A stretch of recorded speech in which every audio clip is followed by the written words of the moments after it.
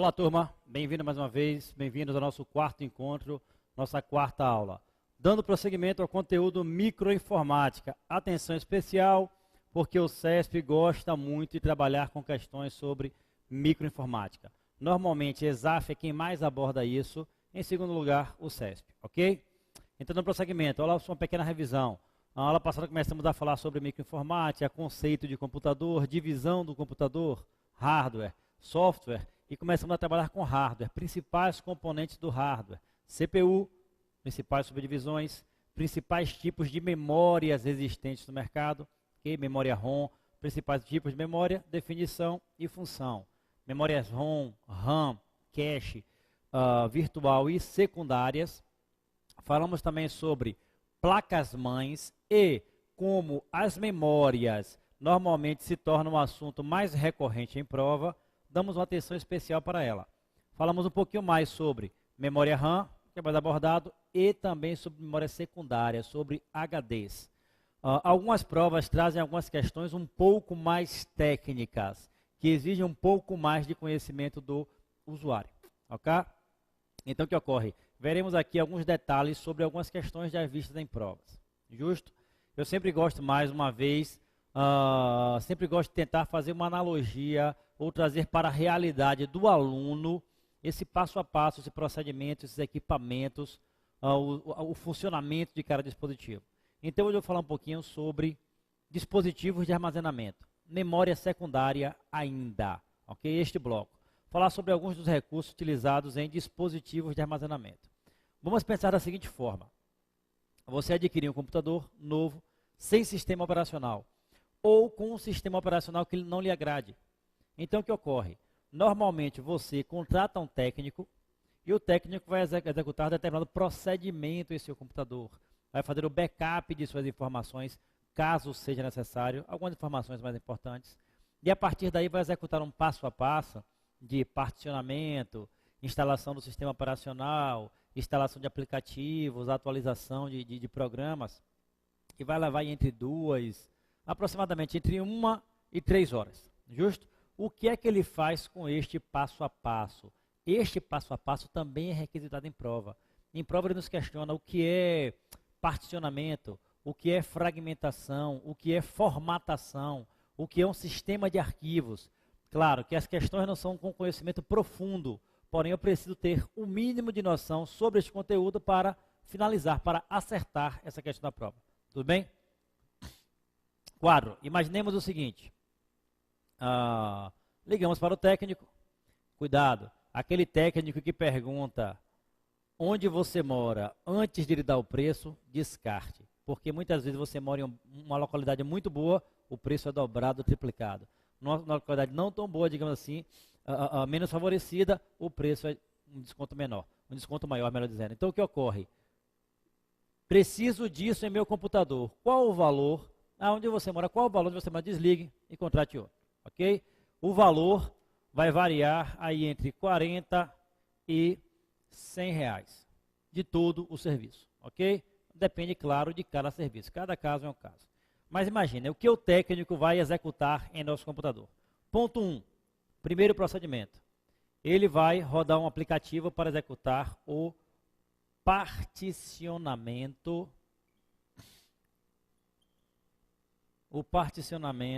do HD.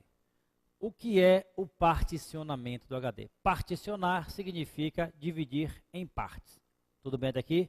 Normalmente, o nosso computador, ele vem com um único HD, uma única peça física. Por isso que, quando abrimos a janela do meu computador, encontramos, na grande maioria, A2 representa disquete, C2 representa o HD e D2 representa o disco óptico, normalmente o leitor gravador de CD/DVD.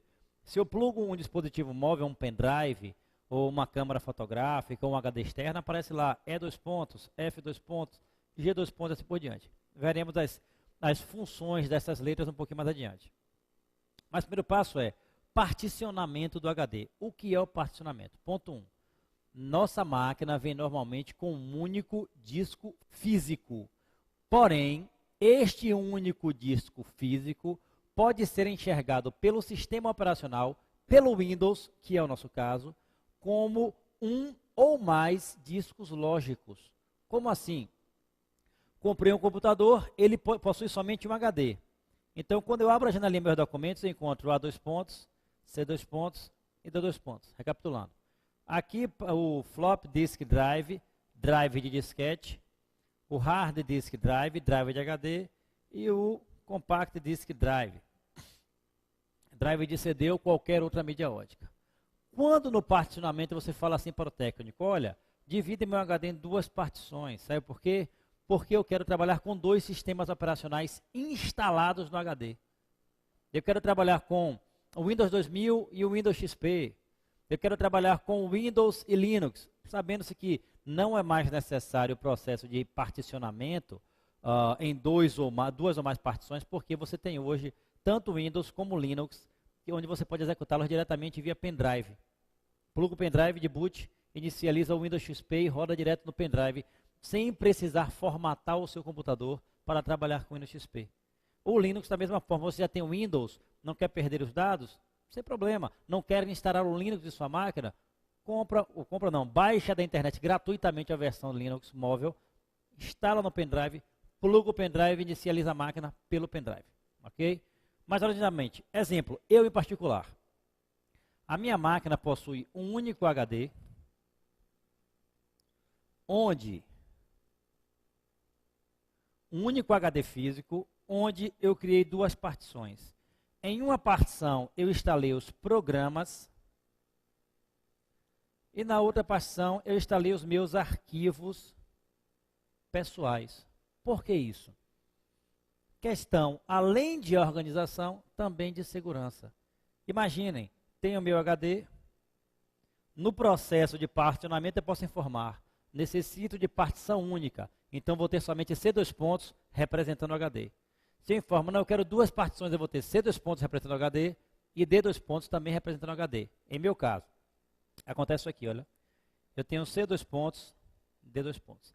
C2 pontos, eu instalei os programas. Primeiro ponto, olha, aqui é o meu HD. Se eu tenho partição única, poxa, eu corro o risco dos arquivos serem armazenados em áreas remotas do disco. E quando eu precisar abrir o arquivo, o cabeçote de leitura precisa se deslocar para posições muito distantes para conseguir ler o arquivo.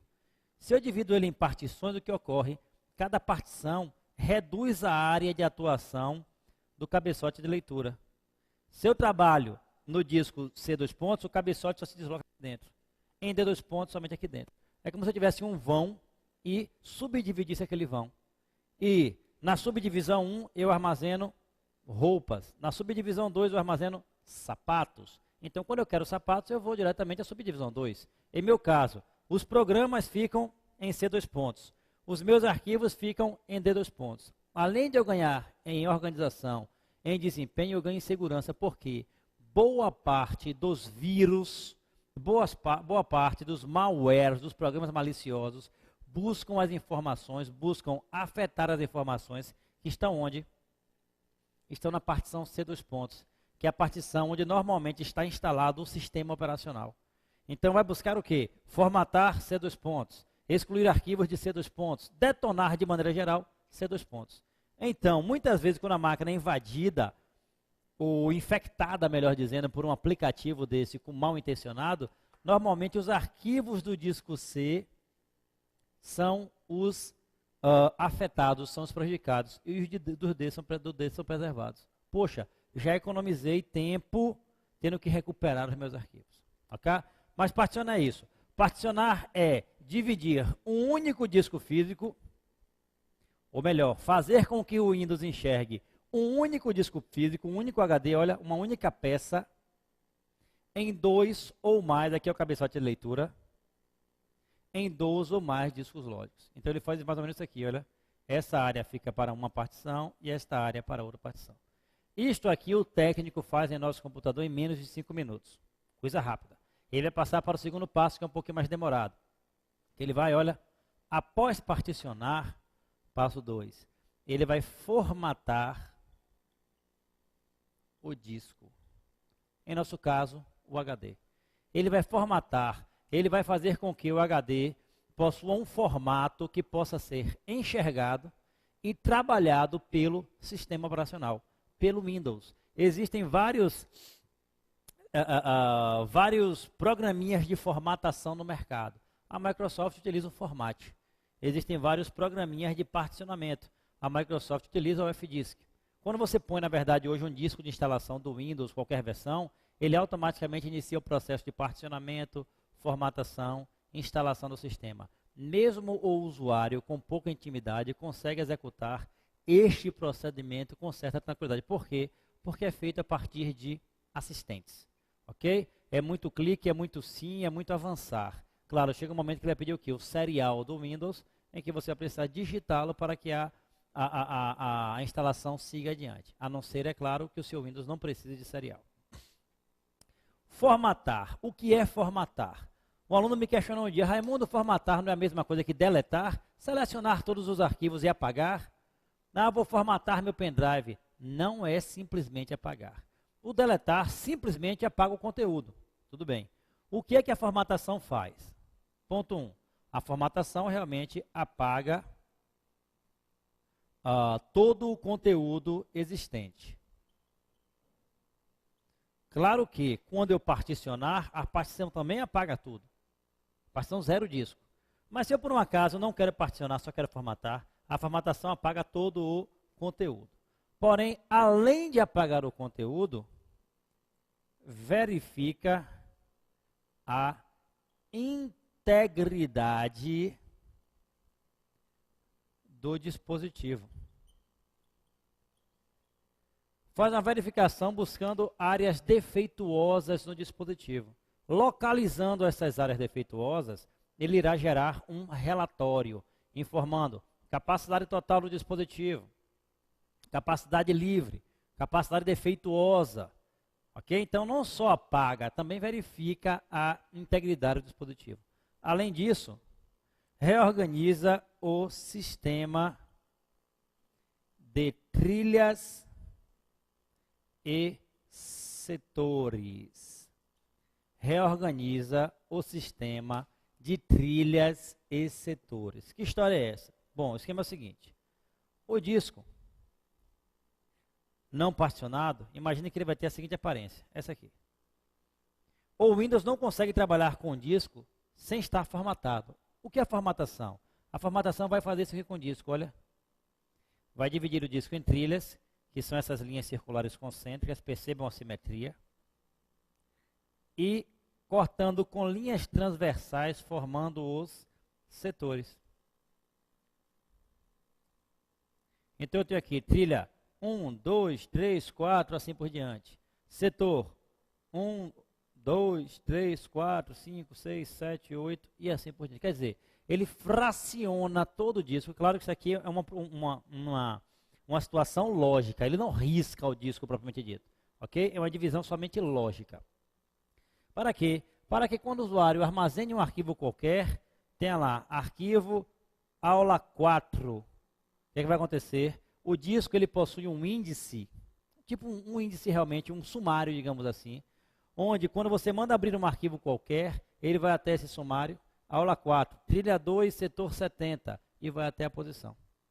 Justo? Então, olha, ele sabe que o arquivo está aqui. Quando eu mandar abrir, vai ser aberto aqui. Quando eu mandar salvar, vai ser salvo aqui neste arquivo. Justo? Então, divide, reorganiza o sistema de trilhas e setores para poder ajudar a organização dos arquivos no disco. Logo mais eu mostro isso em slides também para a gente. E além de dividir o disco em trilhas e setores, é neste momento da formatação que o usuário irá definir o sistema de arquivos. Irá definir o sistema de arquivos. A Microsoft oferece alguns sistemas de arquivos, FAT12, FAT16, FAT32, NTFS. Para nossa prova, o padrão hoje utilizado pela Microsoft, já utilizado há alguns anos, há uma década pelo menos como padrão, lá no Windows NT 2000, no Windows XP, Vista, Windows 7, o padrão é o sistema de arquivos NTFS.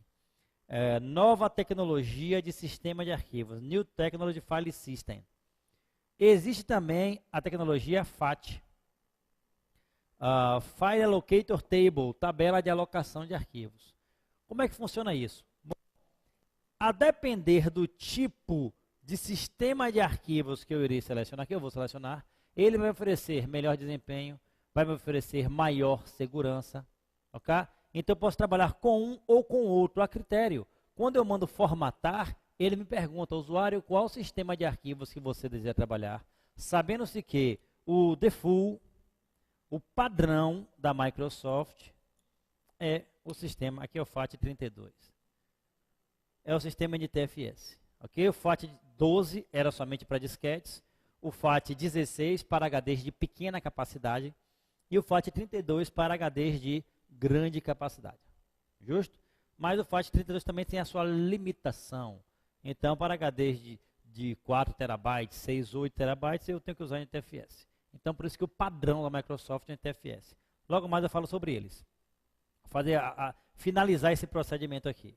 Então, o usuário, ou melhor, o técnico, particionou, formatou cada partição.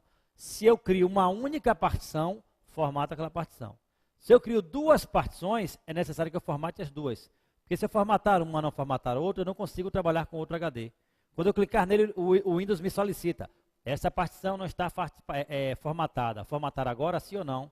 Eu preciso formatar em algum momento para poder utilizá-la. Passo 3. O que o técnico irá fazer em nosso computador? Ele irá instalar o sistema operacional. Irá instalar o SO. Pode ser o Windows, pode ser o Linux, pode ser um outro sistema operacional qualquer. Este passo a passo é padrão. Ok? Após instalar o sistema operacional, claro que ele deve fazer o quê? Ele deve atualizar o sistema operacional. Depois ele vai começar a instalar, passo 4, os aplicativos. E aí vai instalar o pacote Microsoft Office. Claro, o primeiro aplicativo que deve ser instalado é o antivírus, óbvio. Instala o antivírus, atualiza o antivírus e só em seguida instala os demais aplicativos. E passo 5 seria o quê? Seria disponibilizar o computador para o usuário. Tranquilo? Então é todo um passo a passo que é feito, que cada usuário, você em casa, você pode aprender a fazer isso. Não só pode, deve aprender a fazer isso, para de certa forma se sentir mais independente, se sentir mais autônomo em relação a digamos assim, alguns profissionais menos gabaritados no mercado. Isto o usuário pode e deve aprender a fazer, ok? Coisa simples, claro, você perde algumas horas talvez fazendo, mas depois que você faz a primeira vez, a segunda vez, ensina para a gurizada, hoje a meninada de 12, 13, 14 anos já faz isso em seus próprios computadores. Foi infectado, não tem vírus, deixa que eu formato. Quando você for ver à noite, a máquina está redondinha novamente. Justo? Dá uma olhadinha em tela, por favor. Slide para a gente. Temos lá. Particionamento. Particionar é dividir uma mesma unidade física de disco em duas ou mais partes lógicas, que fazem com que o sistema imagine que exista, na verdade, né? Mais que um disco rígido. Existem que tem que concordar com o numeral. Daqui a pouco eu corrijo para a gente. Justo? Mais que um disco rígido. Nesse caso, quando o usuário abrir a janela do Windows Explorer, encontrará o ícone de duas unidades. Exemplo, C2 pontos e D2 pontos. Então, o particionamento permite que o usuário, mesmo possuindo um único HD, faça com que o sistema operacional enxergue ou um, se for partição única, ou 2, ou 3, ou 4, a depender da necessidade do usuário. Muitas vezes o usuário compra um HD de grande capacidade, 500 GB, 1 TB, 2 TB, e precisa organizar o armazenamento dos dados. E aí cria 2, 3, 4 partições. Em uma partição armazena somente multimídia, em outra partição armazena somente seus projetos pessoais, e assim por diante. Justo? Em tela mais uma vez. Temos lá. Opa. Formatação. Formatar é dividir o disco em trilhas e setores para que possa ser reconhecido pelo sistema operacional. Somente após a formatação, o sistema operacional será capaz de gravar e recuperar informações armazenadas na memória de massa. Lembram-se? Memória de massa, memória secundária, ok? Eu não formato a minha memória RAM. Por que eu não formato a memória RAM? Porque a memória RAM, quando eu desligo o computador, ela é automaticamente esvaziada. Eu formato as minhas memórias secundárias. Posso formatar disquete, posso formatar CD regravável, DVD regravável, pendrive, mídias de maneira geral de memória secundária. Justo? Tela mais uma vez. Temos lá. Exemplo. Temos aqui à esquerda o exemplo de um disco não formatado. Olha, aqui eu somente particionei. E à direita, um disco já formatado, onde eu tenho essas linhas circulares concêntricas, independentes entre si, que são chamadas de trilhas. E essas linhas transversais que formam os setores. Na verdade, o setor é a interseção entre uma trilha e uma linha transversal dessa aqui, olha. Aqui eu tenho setor, setor, setor, setor. E quando o usuário salva as informações, o que acontece? Aqui, aula 4.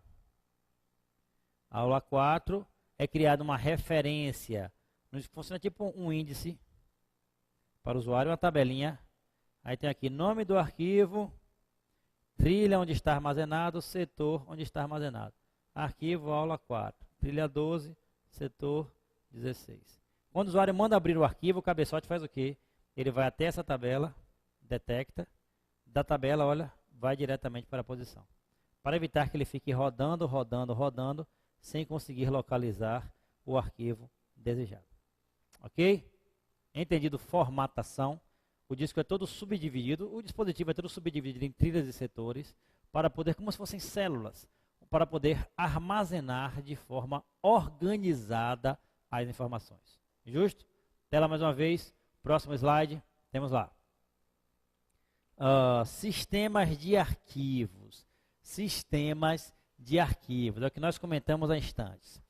O sistema de arquivos é a parte do sistema operacional responsável por lidar com as unidades de armazenamento de dados. Como comentamos anteriormente, existem diversos sistemas de arquivos diferentes. E que eles variam de acordo com cada sistema operacional que o que o usuário optou por instalar no micro. Então, o que ocorre? A Microsoft optou por dois sistemas operacionais, melhor dizendo, optou por dois sistemas de arquivos, sendo que o principal dentre eles é o sistema NTFS. Vou fazer um esqueminha aqui para a gente. NTFS, a princípio, parece que só tem vantagens, o que é verdade, ok? Eu tenho o NTFS versus o sistema FAT32. É claro que existem os amantes, os saudosistas do FAT32, que vão falar, poxa, Raimundo, mas na instalação o FAT é mais rápido. É verdade. Para o usuário que só trabalha com arquivos grandes, o FAT acaba sendo melhor. Há controvérsias. Mas perceba isso aqui, olha. O NTFS, ponto 1, é o sistema padrão hoje da Microsoft. O sistema de arquivos é uma forma de armazenar os arquivos no disco. Ele é o padrão. Ele é mais seguro, ou melhor, oferece mais recursos de segurança. Ele torna o computador mais rápido e ele gera menor perda de espaço, ou melhor, o termo seria desperdício de espaço. Desperdício de espaço. Que é o termo Slake Space. Desperdício de espaço. Sim? Mais seguro, oferece mais recursos de segurança. Utilizando o sistema NTFS, você pode bloquear para que só acessem os seus arquivos logado em sua conta. Cuidado. No Windows, sabemos que o Windows, desde o 2000 para cima, com muita facilidade, principalmente os domésticos, o Windows XP, o Windows 7 e o Windows Vista e 7, eles oferecem a condição do usuário criar várias contas de usuário. Todos conhecemos isso, ok? conta pai, conta mãe, conta filho, conta tia. Vou lá em painel de controle, contas de usuário e crio as contas. Porém, ocorre o seguinte, mesmo que você, usuário, cadastre uma senha em sua conta, isto não garante que um outro usuário acesse os seus arquivos. Se eu tenho o usuário administrador A, o usuário administrador B, o usuário A cadastra uma senha de logon, ou melhor, a senha de login, o que é que vai acontecer? Aquela senha para efetuar o logon, senha de login para efetuar o logon, aquela senha só vai evitar que alguém entre na sua conta. Mas se o usuário B logar na conta dele, ele entra nos arquivos do usuário A. Então, o sistema NTFS permite que A bloqueie o acesso de outro usuário. O sistema FAT não oferece isso. O sistema NTFS oferece um recurso fantástico que é cota de disco.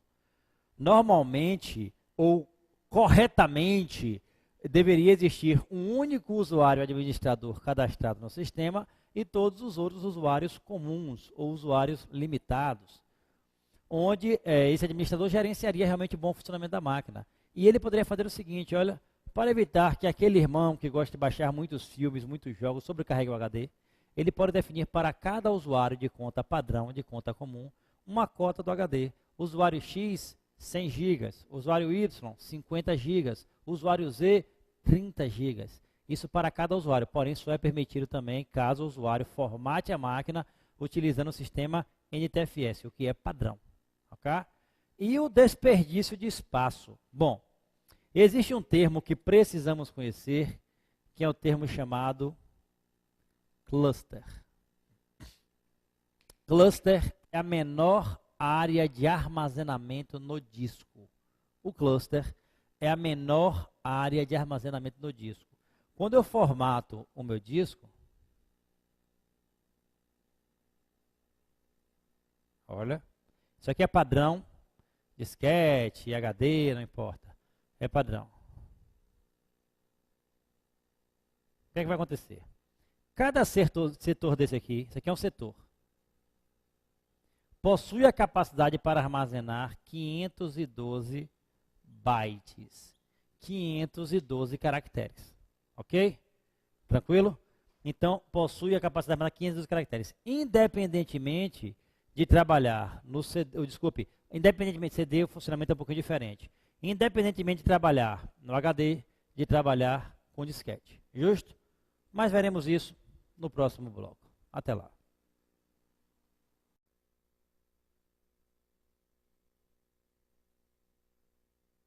Aula 4, parte 2, ainda dispositivo de armazenamento. Retornamos falando sobre o cluster, ok? Cluster é a menor área de armazenamento do disco. Observação. Esta área, que é a interseção entre as trilhas e as linhas transversais que formam os setores, ok? Ou melhor, formam os setores. Cada setor, como padrão, independentemente de seu HD armazenar 100 GB ou 500 GB ou 1 TB, cada setor possui a capacidade de armazenamento de 512 bytes. Tudo bem daqui? Isto aqui ainda não é um cluster, é um setor. Justo? O cluster é a menor área de armazenamento no disco. O que ocorre? Um cluster, ele pode ser formado por um único setor. Ou um cluster pode ser formado por um conjunto de setores, claro que na base 2. 2, 4, 8, 16, 32 e assim por diante. Então o cluster, quando ele é formado por um conjunto de setores, o que vai acontecer? Eu vou ter uma área maior para armazenar arquivos. Aí eu pergunto ao usuário. O usuário cria arquivos com tamanho de 512 bytes? Muito raro. Normalmente nossos arquivos possuem kbytes ou possuem megabytes. Então por que, Raimundo, um cluster tão pequeno? Lá vou eu explicar o porquê o sistema NTFS gera um menor desperdício de espaço. Acontece o seguinte. O cluster no sistema FAT, como padrão, no FAT 32 como padrão, ele possui o tamanho de 32 KB. No sistema NTFS, o tamanho é a partir de 512 bytes. Esse KB, K, vem da palavra grega quilo, que equivale a 1000, e byte representa o caractere. Então, o que ocorre? No sistema FAT32, 32, entre aspas, 1000 bytes. Na verdade, 32 vezes 1024. Mais 32, 1000 bytes. No sistema NTFS, 512 bytes. Aí eu vou fazer aqui um esqueminha para a gente, olha. Um cluster no sistema FAT32 seria uma área de armazenamento aproximadamente desse tamanho aqui. Uma área de 32 KB. Eu pergunto um pouquinho de matemática, entrar um pouquinho aqui na área de Bruno.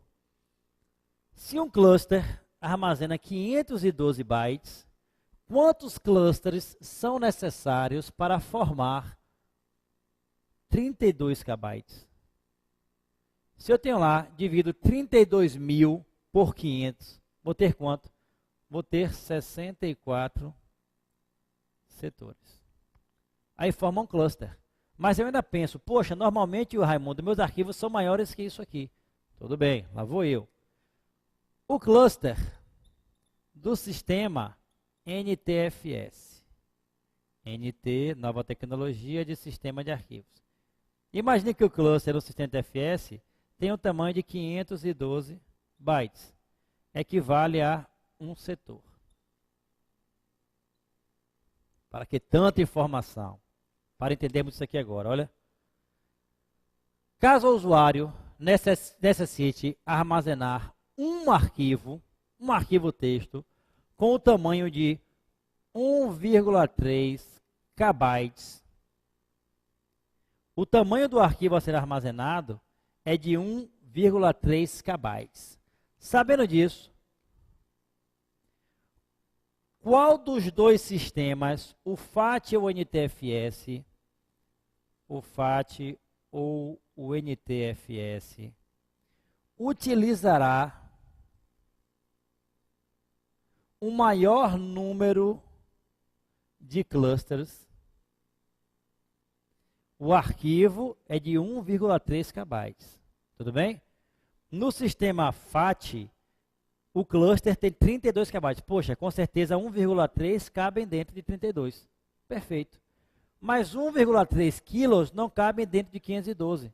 Vai acontecer o quê? Isso aqui é mais ou menos assim, olha. 1 kilobyte é igual a 2 setores. Isso é, 1 kilobyte equivale a 2 vezes 512. Aí eu vou ter o seguinte, isso aqui é assunto para daqui a pouco, para o terceiro bloco. Raimundo, fica fácil essa conta. Quem utilizará mais clusters será o sistema NTFS. Por quê? Porque no sistema FAT, olha, eu vou usar somente 1,3. E no NTFS, como eu não tenho aqui 1,3 KB, eu preciso de 1, 2, um completo, outro completo e mais um pouquinho do outro. Quem utilizará mais clusters será o sistema NTFS. Mas aí vem a segunda pergunta. Quem gerará maior desperdício de espaço? E é importante sabermos disso. Cluster é a menor área de armazenamento no disco e o cluster armazena informações de um único arquivo por vez. Isto é, se o arquivo é muito grande, eu utilizo vários clusters para armazenar aquele arquivo. Se o arquivo é muito pequeno, que cabe dentro de um único cluster, o resto do cluster fica inutilizado para armazenar novas informações. Sendo assim, imaginem, olha, aqui eu teria um desperdício de aproximadamente 0,2 KB. Porque eu utilizei 1,3, aqui vai dar mais ou menos 1,5. E aqui eu teria o desperdício, olha, de 30,3 KB. Por quê? Utilizei só um pedacinho, só 1,3, e o resto não pode ser utilizado por outros arquivos. Então, o cluster é a menor área de armazenamento do disco. Ele é formado por um ou mais setores e cada cluster armazena informações de um único arquivo. Sim, em tela, temos lá. Cluster é o local onde ficam armazenados os dados no disco. Um cluster equivale a um único setor ou um conjunto de setores do disco. E será a menor unidade de armazenamento. Olha, a menor unidade não é o setor. A menor unidade é o cluster, que pode ser formado por um único ou por um conjunto de setores. O cluster irá variar dependendo do sistema de arquivos utilizado.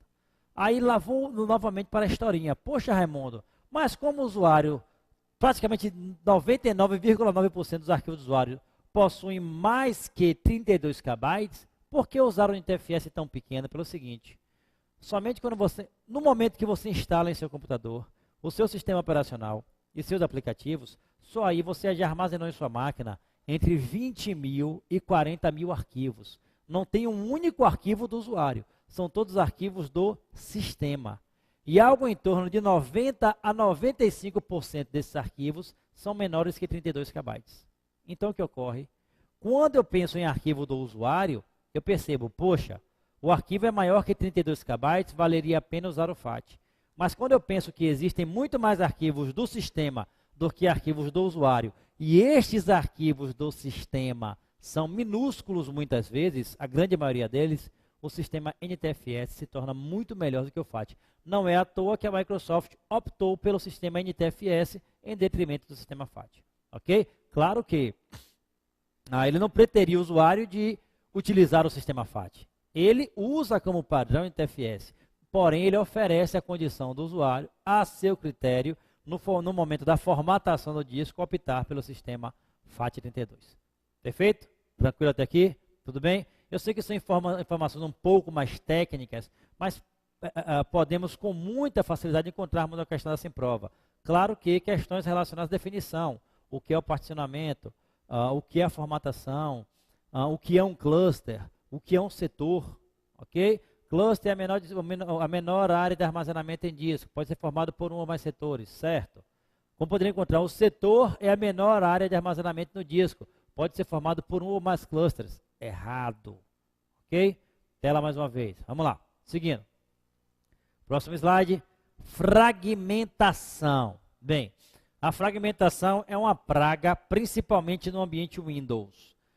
Segundo a Microsoft, o sistema NTFS também é um sistema dinâmico em relação à fragmentação, porque ele tenta evitar que os arquivos sejam armazenados de forma fragmentada. O que seria a fragmentação? Mais ou menos isso aqui, olha. Tem um disco dividido em trilhas de setores. Imaginar que cada setor seja um cluster. Armazeno um arquivo aqui, armazeno. Com o tempo também eu vou excluindo arquivos. Então apaguei o arquivo deste cluster, apaguei deste cluster, apaguei deste cluster. E aí criei e mandei salvar um novo arquivo, porém um arquivo é muito grande, não cabe em um cluster só. Então pode acontecer isso aqui, olha. Parte do arquivo aqui, parte do arquivo aqui, parte do arquivo aqui e o resto do arquivo aqui. Em cluster distinto, melhor, clusters remotos, distintos, claro, se forem dois são distintos. Clusters remotos, clusters distantes.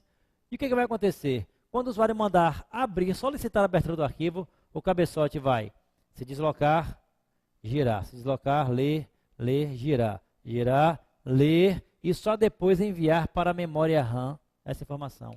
Então perderemos tempo para abrir o arquivo, executar o arquivo, perderemos tempo para salvar o arquivo.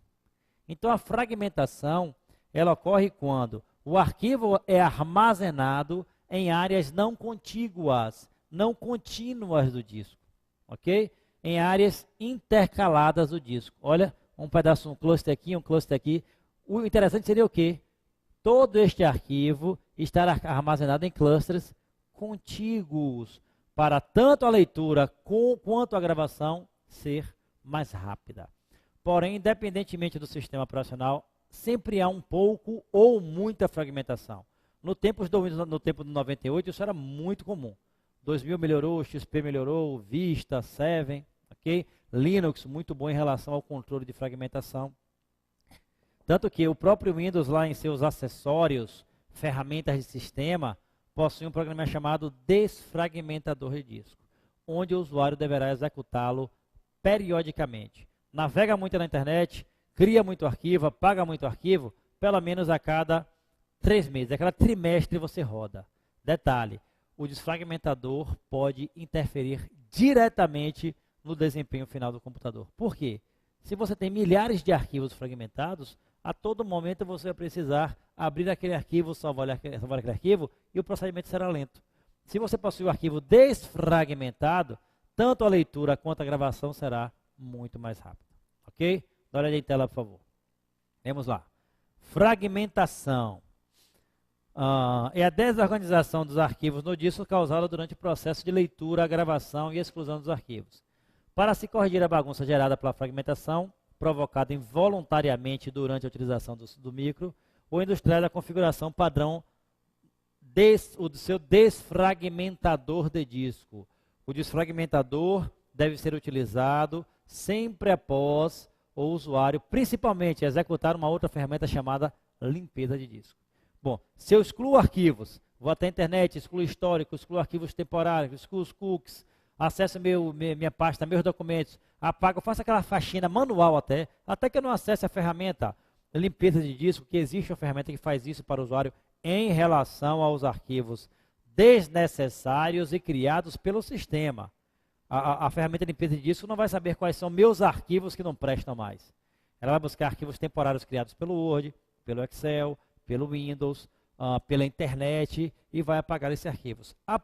Apagando os arquivos, aconteceu que isso aqui, olha, várias lacunas serão criadas. Então, após rodar a ferramenta limpeza de disco ou apagar, excluir, fazer uma faxina manual na máquina, rodem sempre o programa desfragmentador. Comentarei sobre ele quando chegarmos em Windows. Mas o procedimento é iniciar, programas, acessórios, ferramentas de sistema, desfragmentador. Detalhe, a primeira desfragmentação normalmente é um pouco demorada. Por quê? Porque é aquela primeira faxina que você faz em casa, você usa a casa, usa uma semana, duas, não lava a roupa, não varre. Não... Poxa, a primeira faxina é um faxinaço. Então, muitas vezes, horas serão necessárias para organizar. Da segunda desfragmentação em diante, normalmente o procedimento é muito mais rápido. Justo? Vamos lá. Em tela mais uma vez. Já vimos fragmentação. Vamos falar um pouquinho sobre medidas de armazenamento. Medidas de armazenamento, também tratada como a interpretação dos dados pelo computador. Medidas de armazenamento ou a interpretação dos dados pelo computador.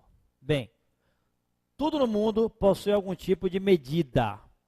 Se eu vou medir distância, eu vou utilizar centímetros, metros, quilômetros, decâmetros. Se eu vou medir volume, litro, mililitro, quilolitro, ok? A massa, grama, quilograma, miligrama, assim por diante. Na informática, a medida de armazenamento utilizada é o byte. Olha, um byte equivale a um caractere. Caractere ou caractere, tanto faz para a gente. Então, o que ocorre? Questão água com açúcar, dá uma relaxadinha. A palavra órgão é composta por 7 bytes. Mistura retada aqui, né? É composta por 7 bytes. Certo ou errado? E aí? Órgão, acento agudo no O, tio no A, é formado por 7 bytes. Resposta correta? Falsa. Errada. A palavra órgão, ela é formada por 5 bytes. Mas, Raimundo, você me questiona, e a acentuação? Não importa. O caractere com acentuação equivale a um único caractere. Ok? Exemplo, se a professora de português lhe pergunta, quantas letras formam a palavra órgão? Você vai responder 5. Confere? Quantos caracteres formam a palavra órgão? Vai responder 5 também. Agora, claro, se eu digitasse o caractere separado, melhor, o acento separado da letra, eu teria 7 caracteres. Tudo bem até aqui? Perfeito? Tranquilo? Para não haver dúvida. Normalmente quem gosta desse tipo de questão é a Fundação Carlos Chagas, que para piorar a vida do usuário coloca lá, a palavra órgão possui quantos caracteres? 4, 5, 6, 7, 8. E os abafados vão nem sempre na resposta certa. Tranquilidade. Então, 1 byte equivale a 1 caractere. Se eu digito a palavra, as iniciais CRS, igual a 4 bytes. Perfeito? Vamos embora. E lá vou eu. CESP. Quilo é uma palavra de origem grega que representa 1000 ou milhar. Por isso, a simbologia 1 quilograma equivale a 1000 gramas. 1 quilolitro equivale a 1000 litros. Da mesma forma que 1 kilobyte equivale a 1000 bytes. Certo ou errado? Casca de banana, pegadinha. E aí, resposta errada. Claro que não trabalharemos aqui em detalhes sobre mudanças de base, etc e tal. Mas o kilobyte, ele equivale a 1024 bytes. A questão é, por quê? Poxa, Raimundo, porque praticamente tudo, quilo equivale a 1000, e na informática, quilo equivale a 1024? Porque as bases são diferentes. Normalmente, as unidades de medida trabalham na base 10, decimal, de 0 a 9. Na informática, não. Na informática, a informática trabalha na base 2, na base binária, não na base decimal, na base binária. Então, o que ocorre? Na base decimal, 10 elevado a 1 é igual a 10, elevado a 2 é igual a 100, elevado a 3 é igual a 1000, e assim por diante. Confere, elevado a um número inteiro tal, que entra na casa das centenas, dos milhares, dezenas de milhares, e assim por diante. Base binária não. O computador, ele só enxerga zeros e uns. O ser humano, nós desde criança, somos, digamos assim, pré-programados aqui no Ocidente para reconhecer os números de 0 a 9, para reconhecermos o alfabeto de A a Z. Justo? Se você vai para o Oriente que trabalha com um alfabeto diferente, você vai estranhar, não vai compreender. Estudando, passará a compreendê-lo. Mas a nossa programação é 0 a 9, A a Z. Tudo bem? Na informática, não.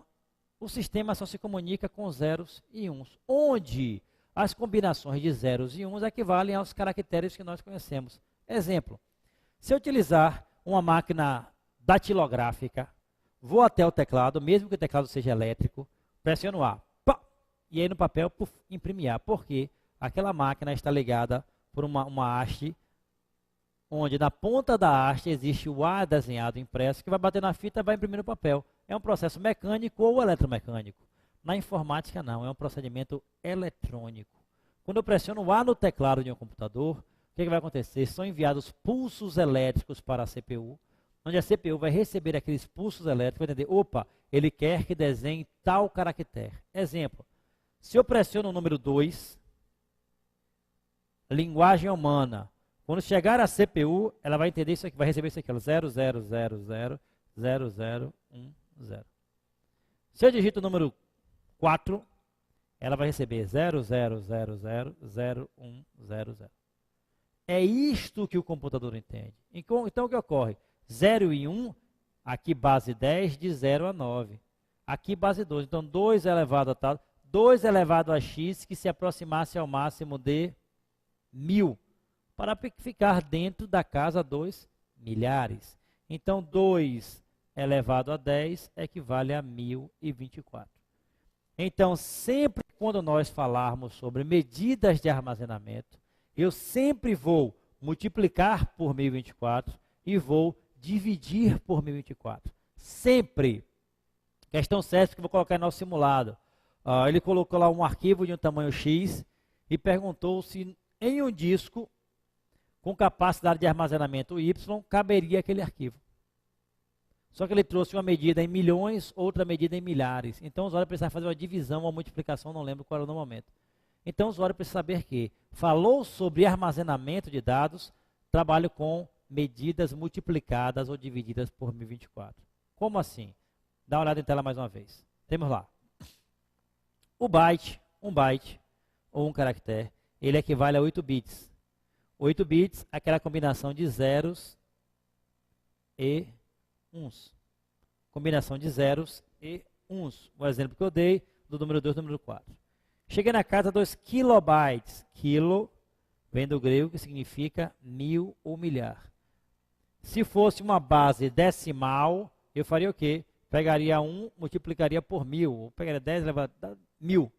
Informática, não. Pego 1 e multiplico por 1024. Então, Raimundo, quer dizer o quê? Se um arquivo ele tem 2 kilobytes, 2 kilobytes, olha, 2KB, significa que 2 vezes 1024, que é igual a 2048. Sempre 1024. Falou sobre medidas de armazenamento, não percam isso, porque é questão fácil em prova. Falou sobre medida de armazenamento, dividi por 24, multipliquei por 24. Perfeito? Dá uma limpeza aqui no quadro rapidamente. Então, o que ocorre? Ou melhor, fazer uma limpeza, né? 1 byte equivale a 1 caractere, onde 8 bits, que são as cargas elétricas, equivalem a 1 byte. E aí, o que acontece? No passado, os arquivos eram em bytes, mas começaram a crescer, chegaram as formatações, chegaram os recursos. Entramos na casa do kilobyte, que equivale a 1024 bytes. Lembrando que byte é a unidade de armazenamento. Chegaram as fotografias, chegaram arquivos com gráficos. Opa, entramos na casa do megabyte. Mega, também palavra de origem grega, que vale a milhão, ok? Milhões de bytes equivale a 1024 kilobytes. Apagar esse conteúdo aqui à direita. Poxa, Raimundo, mas já temos arquivos maiores, filmes como exemplo. Beleza. Então entramos na casa dos gigabytes. Equivale a 1024 megabytes. Ou melhor, para não escrever tanto, dá uma olhadinha em tela. Kilobyte, milhares de bytes. Megabyte, mega vem do grego, ok? Significa milhão. Equivale a 1024 kilobytes.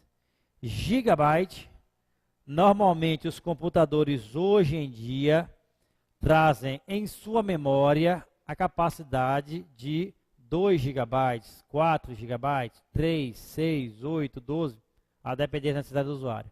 Mas tanto a memória RAM quanto os HDs dos computadores domésticos convencionais são medidas em gigabytes. Agora, claro, a memória RAM, que é a mesa da biblioteca, traz a capacidade de armazenamento de 4 GB. O HD, que é a biblioteca propriamente dita, traz a capacidade de armazenamento de 500 GB. Perfeito? Tela mais uma vez. Então, giga vem do grego, significa bilhão. E a maior medida utilizada pelo mercado atualmente é o terabyte. Terabyte entra na casa dos trilhões de bytes. Limpeza. Percebam, olha, sempre multiplicando ou dividindo por 1024. Justo? Tudo bem daqui? Eu lembro que eu dava aula num curso de formação de técnica de informática uma década e meia atrás e falava para o pessoal, olha, somente a NASA utiliza a medida terabyte. Hoje em dia nós temos à nossa disposição em lojas de informática. Eu lembro que um HD de 1 tera, 2 teras custava o preço de um carro zero, um carro popular zero. Hoje você compra ele muito barato. Ok? Quem tem necessidade de grande capacidade de armazenamento, vale a pena. Quem tem pequena capacidade de armazenamento, necessidade de capacidade de armazenamento, é um investimento desnecessário. Justo? Tela mais uma vez. Bom, falamos sobre hardware. Vamos falar um pouquinho sobre software. Divisão dos softwares. O mercado dividiu os programas em 3 categorias. Dá uma olhadinha em tela, por favor. Dividiu os programas em softwares básicos ou sistemas operacionais. São aqueles programas que criam a interface entre o usuário e a máquina. Os softwares aplicativos são aqueles programas que normalmente o usuário utiliza para trabalhar, para aplicações específicas. E as linguagens de programação. Softwares básicos, aplicativos e linguagens de programação. Onde nós temos como principais softwares básicos família Windows, família Linux, família Macintosh, ok? OS Mac, o sistema para Macintosh. Aplicativos diversos. Nós temos o que? Word, Excel, PowerPoint, pacote BR Office, antivírus, programas de maneira geral. E linguagens de programação, as linguagens não fazem parte do nosso edital. A não ser, claro, do edital do pessoal da área de informática, ok? Analista de sistema, técnicos de suporte e assim por diante. Tranquilo? Então, nosso trabalho será baseado em sistemas operacionais e aplicativos. Até a próxima.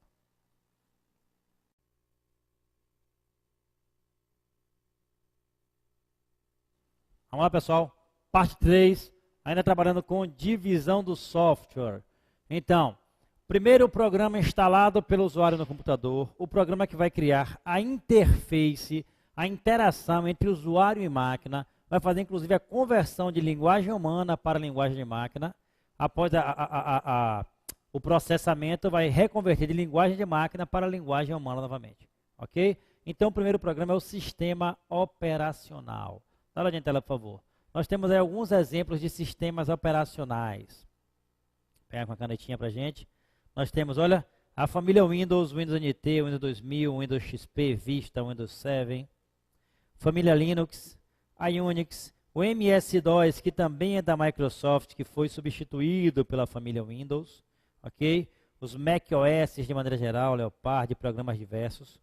Além dos sistemas operacionais, nós temos chamados softwares aplicativos. Processadores de texto, gerenciadores de planilhas eletrônicas, bancos de dados, navegadores da internet, programas antivírus. Normalmente o usuário pouco se preocupa com o sistema operacional. Ele liga a máquina, entra a memória ROM, faz aquele check-up e fala: CPU com você. A CPU vai buscar o quê? O sistema operacional. Começa a copiar do HD para a memória, claro que exibida na placa de vídeo, monitor, enquanto carrega o Windows. Terminou, apareceu aquela tela onde o usuário vai selecionar qual usuário ele vai utilizar para efetuar o seu logon. O que ele vai fazer? Escolheu, caiu no Windows, iniciar aplicativo. Pouco me preocupo com o Windows. Claro que é conteúdo de prova, principalmente aquele item, gerenciamento de arquivos e pastas, isto é, o funcionamento do Windows Explorer. Ok? Onde nós temos lá copiar arquivo, mover arquivo, excluir arquivo, restaurar arquivo, renomear arquivo, organizar arquivo, tudo isso veremos. Justo? Tela mais uma vez. Então, pouco me preocupo com o sistema operacional e mais me preocupo com o aplicativo. E além dos aplicativos, temos algumas linguagens de programação, Visual Basic, Delphi ou Delphi, Java para a internet, HTML, linguagem C, Assembly, a mãe de todas, COBOL, muito usado na área bancária ainda, Pascal no meio acadêmico. Isso vai variar de programador para programador. Eu sou do tempo que, lá na década de 80, início de 90, quando você fazia um cursinho de informática, um curso técnico de informática, você fazia um curso de técnico de operação, desculpem, técnico de programação, onde naquele tempo não existia o Word. Então você fazia o seu Wordzinho, você construía sua calculadora, você construía seu joguinho, seu Galactica, etc e tal, era tudo muito rudimentar. Hoje em dia não. Hoje em dia quase você não faz um curso de programação. A grande maioria opta por fazer o quê? Cursos de operação. Os aplicativos estão tão robustos que eu preciso fazer um curso para utilizar pelo menos o mínimo do que ele me oferece. Então vou fazer um curso do pacote Office, um curso do pacote BR Office, um curso do CorelDRAW, do Photoshop, do PageMaker. Não, Raimundo, eu quero programação para web. Tudo bem, aí já vou fazer uma programação para o ambiente da internet. Vai se transformar em um web designer, um webmaster, um programador do ambiente web. Justo? Tranquilo? Seguindo em tela, vista a parte teórica, vamos chegar ao sistema operacional Windows. Chegamos até essa tela, que é chamada tela de boas-vindas do Windows. Percebam que aqui temos 3 usuários, olha. Internet, convidado e Raimundo Pena. Tudo bem? Temos aqui 3 usuários. Botão ligar o computador, ou melhor, desligar o computador, que abriria a tela de desligamento. Informações aqui do Windows, seja bem-vindo assim por diante. Questão legal em prova.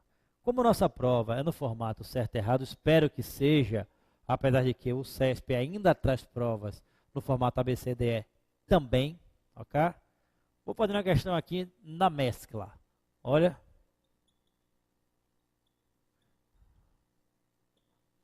Chegando à janela de boas-vindas,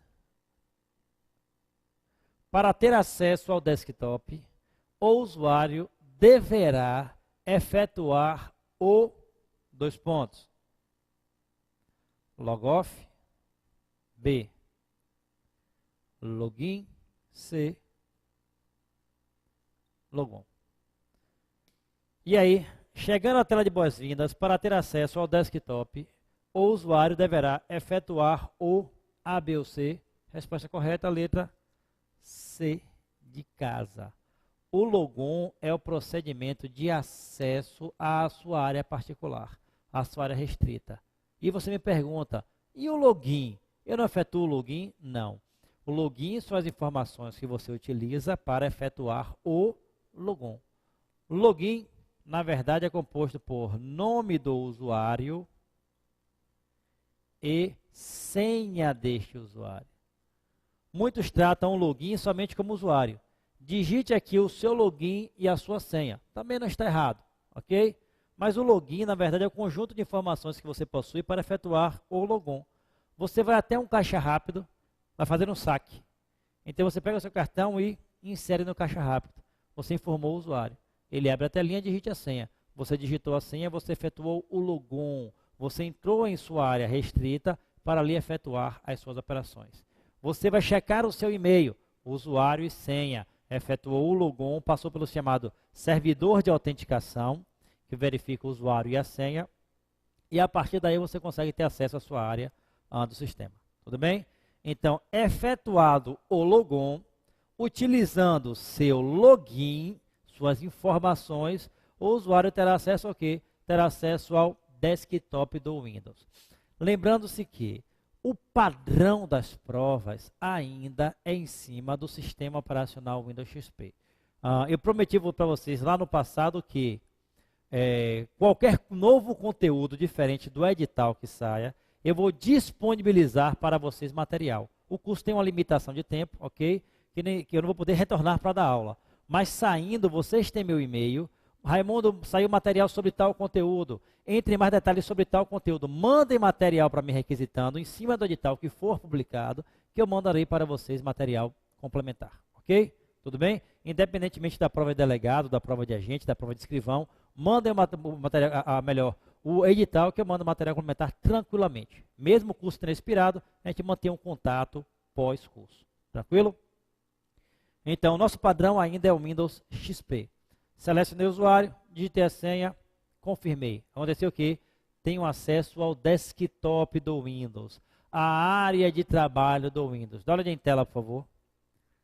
Digitei o usuário, ok? Ou melhor, selecionei o usuário, digitei senha, ok. Cheguei à chamada, aqui a tela vai vir, né? Cheguei a chamado desktop do Windows. Antes disso, um questionamento para o usuário. Questão. Na instalação e configuração padrão do Windows, a tela de boas-vindas só será exibida caso existam pelo menos 2 usuários cadastrados no sistema. Recapitulando, podemos afirmar que na instalação padrão do Windows, a tela de boas-vindas só será exibida caso existam pelo menos 2 usuários cadastrados no sistema. Certo ou errado? Errado. São as seguintes opções. Opção 1, 2 ou mais usuários. Tudo bem? Opção 2, um único usuário, porém esse usuário cadastrado com senha. Pelo seguinte, retorna a tela, por favor. Vamos lá, dar uma olhadinha. Vou retornar aqui o slide. Apagar aqui as anotações. Esta tela só será exibida. Opção 1, se existir mais que um usuário. Opção 2, existindo um único usuário, este usuário possua uma senha cadastrada. Pois, se não possuir senha cadastrada, quando chegar até essa tela, ou melhor, quando eu ligar o meu computador, ligar o meu Windows, automaticamente será carregado no desktop. Ah, Raimundo, o meu funciona diferente. Bom, sabemos que os Windows eles têm os bugzinhos, dependendo do lote, etc e tal. Mas as provas trabalham sempre em cima do padrão. Nunca trabalham em cima de falhas. As questões são em cima do padrão. Então, o padrão é, a tela de boas-vindas será exibida caso, ponto 1, exista mais ou existam mais que 2, ou melhor, exista mais que um usuário cadastrado, pelo menos 2. Ponto 2, existindo somente um, este usuário possui uma senha cadastrada. Pois se não possuir senha, ligue o computador, iniciando o Windows, desktop direto. Perfeito? Tudo bem? Dá uma olhadinha em tela mais uma vez. No desktop nós temos, na instalação padrão do Windows também, olha, a instalação padrão traz somente um ícone, que é o ícone da lixeira no desktop do Windows. Claro que o usuário vai instalando novos programas, vai disponibilizando ícones no desktop, meu computador, navegador, assim por diante. Mas na instalação padrão do Windows não importa se o Windows é XP, se é Vista, se é 7, um único ícone será exibido no desktop, que será o ícone da lixeira. Ah, Raimundo, meu Windows ele é tunado, ele é personalizado, um Windows feito especificamente para uma empresa tal. Tudo bem, vai trazer os outros ícones. Existem CDs do Windows que traz o Windows, já traz antivírus, já traz pacote Office, traz um pacotão completo. Mas os CDs originais de instalação somente do Windows trazem no desktop somente o ícone da lixeira. Beleza? Falo sobre ícones. Além do ícone da lixeira, é claro que o Windows vai trazer o que também? Na parte inferior, como padrão, vai trazer, melhor dizendo, a chamada barra de tarefas. Dá uma olhadinha em tela, por favor. Esta barra aqui que aparece na parte inferior da janela, olha, que traz o botão iniciar à direita, à esquerda, melhor dizendo, e traz essa área mais clara que é chamada de área de notificação esquerda. Esta barra aqui é chamada de barra de tarefas ou taskbar. Por que recebe esse nome? Pelo seguinte, porque essa barra vai exibir as tarefas executadas pelo usuário. Cliquei no botão iniciar, executei o navegador. Aparece um botão do navegador na barra. Cliquei no botão iniciar, programas Microsoft Office Word. Aparece um botão. Então vai exibir as tarefas executadas, melhor dizendo, pelo usuário. Fechei o programa, o botãozinho desaparece da barra. Ok? Abri o programa da barra, fechei o programa na barra. Justo? Então, barra de tarefas. Muito cuidado com questões sobre barras. Dá uma navegada aqui no quadro. Imagine o seguinte, o usuário executa o programa Word.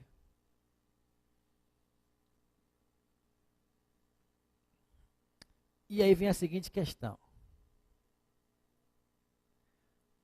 Para o usuário fechar a janela do Word, uma das opções possíveis, um dos procedimentos possíveis é efetuar um clique com o botão esquerdo do mouse sobre o X que fica do lado direito da barra de ferramentas do Word. Recapitulando, uma das opções para finalizar a janela em exibição é efetuar um clique com o botão esquerdo do mouse sobre o X que fica à direita da barra de ferramentas. Certo ou errado? Resposta errada. Este X que aparece aqui, esquerda, desculpe, é a direita, não importa. Este X que aparece aqui, junto a maximizar, minimizar, ele fica na barra de título. O Windows possui várias barras, barra de título, barra de menus, barras de ferramentas, barras de rolagem, barra de status, então muito cuidado, veremos todas. Porém, muito cuidado com questões sobre barras. São questões muito fáceis em que, muitas vezes, alunos preparados, por excesso de confiança, acabam errando essas questões. Então, questão sobre barra, aqueles 10 segundos, ok? Li, sei o que é. Releio, raciocínio, desenho, se possível, não tem problema algum, a prova é nossa. Desenho, opa, barra é essa aqui. Primeira barra de título, barra de menu, aquela que traz arquivo, editar, exibir. Depois barras de ferramentas trazem as figurinhas, novo, salvar, negrito, itálico, sublinhado, assim por diante. Barras de rolagem, barra de status, etc. E tal. Então, cuidado com questões sobre barras. Não podemos perder jamais uma questão sobre barra. Ok? Dá uma olhadinha em tela mais uma vez. Então, o que nós temos? Aqui à esquerda, nós temos o chamado botão iniciar, que é o portal de entrada para todos os recursos do ambiente Windows. Inclusive, o próprio comando desligar é acessado a partir do botão iniciar. Veremos daqui a pouquinho. E aqui à direita, nós temos a chamada, olha, área de notificação.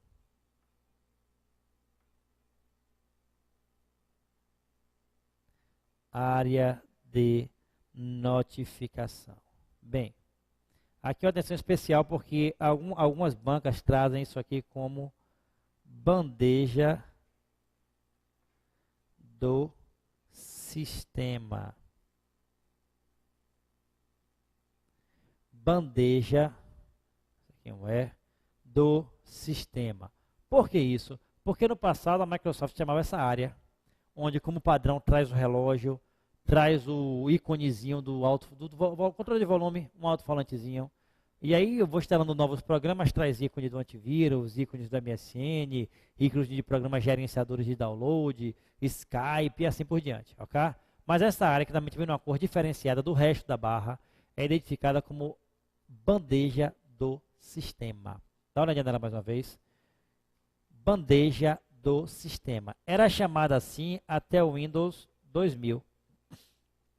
A partir do Windows XP, passou a ser chamada de área de notificação. Então, eu vou dar uma chamadinha aqui, porque, atentos, se encontrar na prova bandeja do sistema ou área de notificação, os dois termos, as duas nomenclaturas se referem a este item que fica à direita da barra de tarefas, ok? Como padrão, relógio. Padrão relógio. E aí traz o quê? Instale placa de som, controle de volume. Placa de vídeo, Intel, traz um íconezinho. MSN, Messenger, Skype, antivírus. E aí vai preenchendo aquilo ali. Detalhe. Quanto mais ícones eu tenho na área de notificação, mais memória RAM está sendo utilizada. Por quê? A função da área de notificação é exibir os programas residentes na memória RAM. Exibir os programas que são auto-executados juntamente com o Windows. Exemplo, antivírus. O antivírus não pode rodar somente com o comando do usuário, como Word e como Excel. O antivírus precisa, liguei a máquina, ele conjuntamente com o Windows, olha, já verificando todos os arquivos que estão sendo acionados pelo Windows. Pluguei o pendrive, antivírus, opa, verificação parcial. Chequei e-mail, antivírus, verificação parcial. Então, o antivírus precisa estar sendo executado na memória RAM em tempo integral. Ok? Estou offline, conectei o Skype, automaticamente entra em cena. A MSN automaticamente entra em cena. Meu gerenciador de downloads automaticamente entra em cena. Para quê? Vou baixar um filme, meu gerenciador começa a gerenciar, acelera o download, coisas do tipo. Justo? Então, eu tenho à direita a área de notificação ou bandeja de sistema, e à esquerda o botão iniciar, portal de entrada para todos os recursos do Windows. Dá uma olhada em tela. Vou passar para o próximo slide. Temos lá. Botão iniciar à esquerda. Área de notificação à direita. Aqui eu tenho, olha, relógio. Eu tenho o Messenger desativado porque está com o xizinho aqui, deve estar offline. Eu tenho alguma falha de segurança. Este íconezinho que aparece aqui, que é tipo um ícone de um escudo medieval na cor vermelha, ficou lindo, né, com X. O que acontece? Este ícone aparece quando eu tenho algum problema, alguma falha de segurança. Existem três aplicativos de segurança que são gerenciados por esse ícone. Ponto 1. Ele aparece quando? Ponto 1. Antivírus não está instalado ou está instalado e desatualizado. Sinaliza. Ponto 2. Firewall está desativado. E ponto 3. Atualizações automáticas também desatualizadas, ou melhor, desativada. Então acontece o quê? Atualizações automáticas, firewall ou antivírus com problema, aparece esse ícone na cor vermelha, ok, com um xizinho branco. Mas aparece também um outro ícone, porém na cor amarela com uma exclamação. Dá uma olhadinha em tela mais uma vez. Este aqui, olha. Vou tentar fazer aqui um desenho um pouquinho melhor. Pronto. Sai mais gordinhos aqui. Com exclamação. Este amarelinho com exclamação preta, ele indica ao usuário o quê? Indica que atualizações estão disponíveis para serem instaladas. Então, o Windows baixou as atualizações, informou ao usuário, estão prontas. Clique aqui para poder iniciar a instalação das atualizações que são necessárias para o usuário. O Windows, qualquer sistema operacional quando é criado ou quando é lançado, com o tempo falhas vão sendo descobertas. E muitos maliciosos utilizam-se dessas falhas para poder invadir o sistema. Ok? Ou invadir para roubar informações, ou invadir para causar mau funcionamento, ou invadir para realmente detonar os arquivos do usuário. Então, o que ocorre? A Microsoft periodicamente lança as chamadas atualizações do Windows. Ou lança o pacote completo chamado Service Pack, não é isso? Pacote de serviço e atualizações. Ou o usuário, periodicamente, diariamente, semanalmente, vai baixando atualizações e você vai lá, clica e instala. Tudo bem? São necessárias. Hoje em dia chamamos de atualizações automáticas do Windows. Antigamente chamávamos de Windows Update. No final das contas, dá na mesma coisa. Não importando qual Windows você utiliza, sempre rode as atualizações automáticas. Ok? Sempre, sempre, sempre. Seguindo em tela mais uma vez. Nós temos aqui à esquerda da área de notificação, vou limpar aqui essas informações. À esquerda, esse PT, que é chamada barra de idiomas. Aqui o usuário vai definir qual é o idioma do teclado. Muitas vezes o idioma muda para EN, English, inglês, e quando você vai digitar no Word, ele não aceita acentuação, não aceita o tipo. Pois foi aconteceu por um motivo qualquer, ou por uma falha do sistema ele modificou, ou um malware está lá brincando com o usuário, ou o próprio usuário sem querer modificou o idioma do teclado. Ok? Raimundo, significa que se eu digitar em português, ele automaticamente traduz para inglês? Claro que não. Eu preciso de um aplicativo, um software tradutor. Justo? Significa que vai seguir as regras do idioma inglês norte-americano. Justo? Tela mais uma vez. E aqui, junto ao botão iniciar, nós temos uma barra de ferramentas chamada barra de ferramentas inicialização rápida. Inicialização rápida. Esta barra, ou melhor, nesta barra, o usuário poderá colocar os ícones. Basta clicar, segurar e arrastar para cima dela os ícones que ele achar interessante. No Windows 7, a Microsoft fez uma mescla dos botões de programas existentes com os íconezinhos da barra de ferramentas de inicialização rápida. No 7, que veremos logo mais, mudou um pouquinho esse esquema. Ok? Mas no XP, basta você puxar o Word, Excel, PowerPoint, o que você quiser, colocar aí. Por quê? Normalmente você vai abrir o Word. Ponto 1, caminho padrão. Botão iniciar, todos os programas, Microsoft Office, Word, 4 cliques. Ponto 2, Raimundo, eu coloquei um atalho no desktop, legal. Vai ao desktop, duplo clique.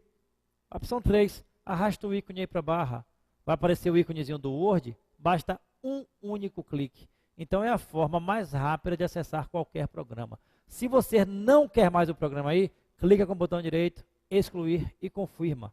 Porque aí é somente um atalho também. O atalho desta barra será excluído, enviado para a lixeira. Beleza? Tudo bem? Voltando para a tela. Então analise bem essa tela para a gente. Temos lá o botão iniciar. Junto ao botão iniciar, a barra de ferramentas inicialização rápida. À direita nós temos a barra, ou melhor, a área de notificação. E junto à área de notificação, nós temos a barra de idiomas, que vai informar o usuário qual é o idioma do teclado. Alguém me questiona, poxa Raimundo, mas a minha máquina não traz essa barra de ferramentas de inicialização rápida. Tranquilidade, basta o seguinte, olha, aqui no quadro, aqui eu vou ter o botão iniciar. Como é nossa máquina, nós temos instalado o Windows 7, Windows 7, que não tem mais esse recurso, tem que mostrar na própria tela. Mas basta o seguinte, olha, vou apagar um pouquinho aqui. Basta, numa área livre do desktop, posicionar o cursor e clicar com o botão direito do mouse. Uma das opções, eu tenho algumas opções, mas uma delas. Cliquei com o botão direito exibe o menu rápido, não é isso? Botão esquerdo, um clique com o botão esquerdo seleciona. Um clique com o botão direito abre aquele chamado menu flutuante, menu pop-up ou menu rápido. Aqui no menu rápido eu vou ter um item chamado barra de ferramentas. Uma setinha preta ao lado. Você põe o cursor, clica em barra de ferramentas, ele abre uma outra tela. Aqui eu vou ter barra de ferramentas, inicialização rápida. Você clica, ela automaticamente aparece aqui para a gente. Ok? Um dos caminhos para exibirmos a barra de ferramentas inicialização rápida. Tudo bem daqui? O outro caminho mais prático é botão direito propriedades. Numa janelinha que será exibida, o usuário clica em barra de ferramentas e confirma. Desculpe, barra de ferramentas inicialização rápida e confirma. A barra será exibida para o usuário. Justo? Tranquilo? Tela mais uma vez. Próximo slide, o slide do botão iniciar. Olha, Como eu comentei, o botão iniciar é o portal de entrada para todos os recursos do Windows. Aqui eu tenho, olha, os últimos programas executados, os programas padrões da internet, navegador Internet Explorer, gerência de e-mail Microsoft Outlook, MSN para bate-papo, acesso a todos os programas, fazer logoff, veremos daqui a pouquinho, desligar o computador. Por essa tela eu consigo perceber o seguinte, eu consigo perceber que o usuário está executando 2 programas. Aqui embaixo, olha, está executando o Microsoft Word, olha o íconezinho do Word. Ah, Raimundo, está muito pequeno. Bom, tudo bem, está muito pequeno, mas quando vocês baixarem o material e visualizarem em casa, vão perceber que é o íconezinho do Word. Isso é que não baixou já, ok? Não precisa imprimir, baixou, abriu o programa em PDF ou no PowerPoint, não importa, está lá visualizando o ícone. Justo? Tela mais uma vez. Então nós temos, olha, aqui o ícone do... Apagar. O ícone do Word, olha como aparece o botãozinho. E aqui o ícone do MS Paint. Olha, aqui o ícone, o botão do MS Paint. Tudo bem? Então, botão iniciar, portal de entrada para todos os recursos do computador, inclusive comando fazer logoff, comando desligar o computador, etc e tal. A barra de tarefas, onde lá eu vou ter os programas em execução, em forma de botões. E à direita, mais uma vez, a área de notificação. Área de notificação, opa, aqui, os ícones estão ocultos. E aqui eu tenho a chamada barra de idiomas, onde o usuário poderá definir o idioma do teclado. Muito cuidado com o comando do botão iniciar. Normalmente são comandos simples. Porém, em prova, eles podem trazer uma pegadinha sobre comando fazer logoff, ou uma pegadinha sobre... comando desligar, principalmente, que tem uma alternativa oculta, digamos assim, para o usuário, em que o usuário que não fica atento acaba perdendo uma questão que parece fácil. Justo? Mas é assunto para o próximo bloco. Até lá.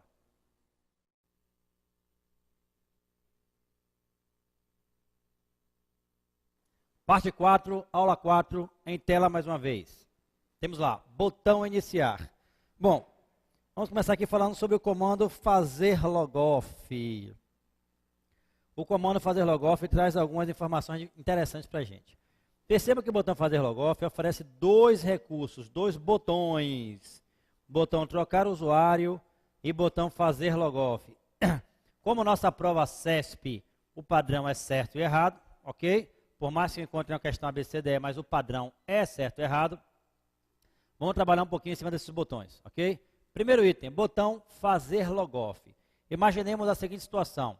Chegamos até a empresa, horário, expediente de trabalho, das 8 às 18. Ok? Então, cheguei até a empresa, 8 horas da manhã, efetuei o meu logon. Tranquilo? Inseri o meu login, usuário, senha, confirmei, efetuei o meu logon. Atenção, pessoal de ambiente corporativo. 8 horas meu logon. Finalizei minhas atividades, 18 horas, vou efetuar o meu logoff. Por quê? Às 18 horas, um outro usuário irá efetuar o logon dele, o turno do usuário seguinte, ok? Do funcionário seguinte. Então, o logoff faz com que todos os programas abertos sejam fechados. Claro, se eu não salvei alterações, ele vai me informar, olha, deseja salvar alterações no arquivo tal? Sim ou não? Tudo bem? Mas se tudo foi salvo, eu finalizo. Ele vai retirar todos os programas da memória RAM, fechou o Word, Excel, e retornou a tela de boas-vindas. Alguns usuários não conhecem esse recurso. Aí quando o funcionário seguinte chega, ele vai iniciar, desligar, reiniciar o computador. Desnecessário. Vai perder aqueles 2, 3, 4 minutos a máquina reiniciando. O colega vai logar atrasado, ok? 2, 3, 4 minutos. Não. Iniciar, fazer logoff, fazer logoff. Todos os programas serão fechados e retornaremos à tela de boas-vindas. Tudo bem daqui? Tranquilo? Sem precisarmos reiniciar o computador. Já o comando, olha, aqui é um exemplo do fazer logoff. Já o comando trocar usuário tem uma função diferente. O trocar usuário funciona da seguinte forma: trocar usuário. Estou logado, loguei às 18, ou melhor, loguei às 8 horas, abri 6 programas. Estou interagindo, abri o navegador, estou fazendo o download, abri o Word, abri o Excel, abri 6 programas de execução. E aí retorna o colega isso às 8h15. Passou mais 15 minutos. Passaram-se mais 15 minutos. E aí ocorre o quê? Chega o colega, poxa Raimundo, preciso enviar um e-mail agora, antes de 8h30, porque é o relatório mensal. Se eu não envio agora, cara, eu vou acabar sendo advertido.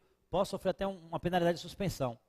E aí você pensa, poxa, mas as tarefas que eu estou executando também não podem ser interrompidas. Você vai ter que aguardar eu terminar para depois... Não precisa. Você faz o quê?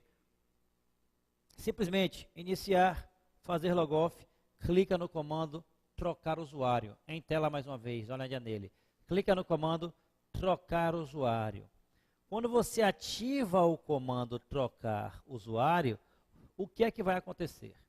Ponto 1. A tela de boas-vindas será reexibida para o usuário.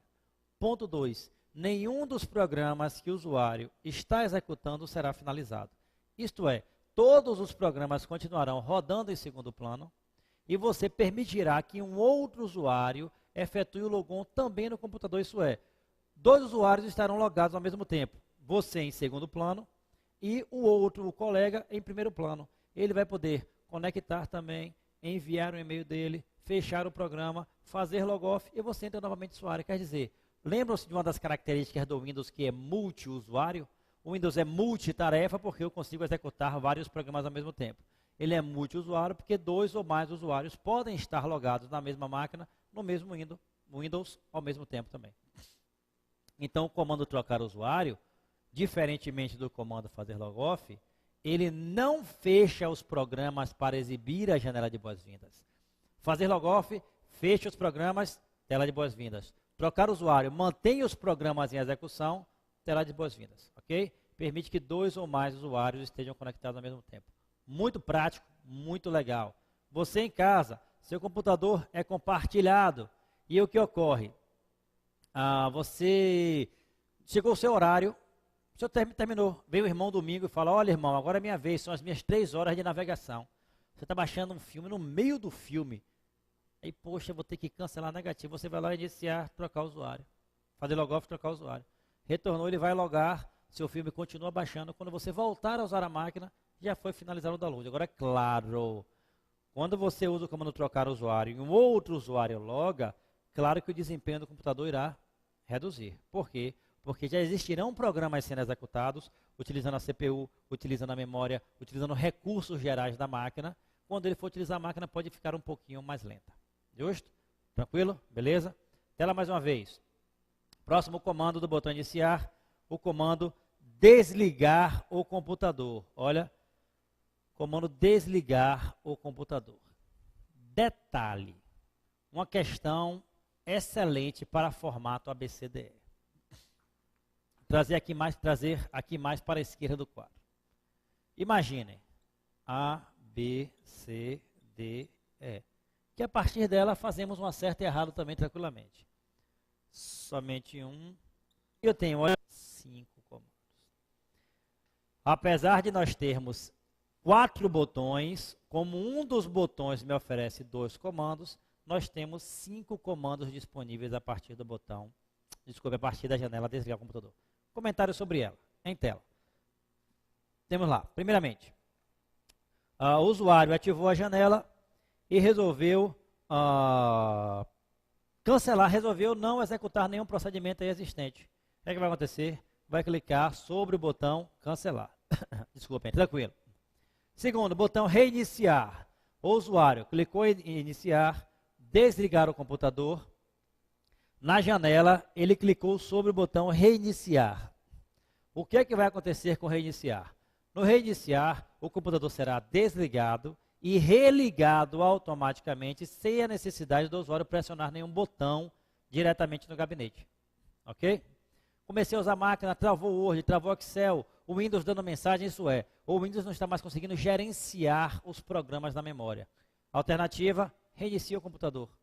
Por mais que ele consiga isolar o programa e finalizar, muitas vezes quando eu abrir o programa, o erro acontece novamente, ocorre novamente.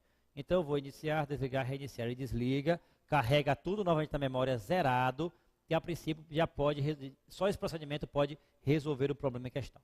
Sim? Depois eu tenho, tela mais uma vez, no centro o botão desativar. O usuário terminou as suas atividades e resolveu finalizar. Poxa, está na hora de dormir, ok? Então eu vou fazer o quê? Iniciar, desligar o computador, desativar. O computador será finalizado, ok?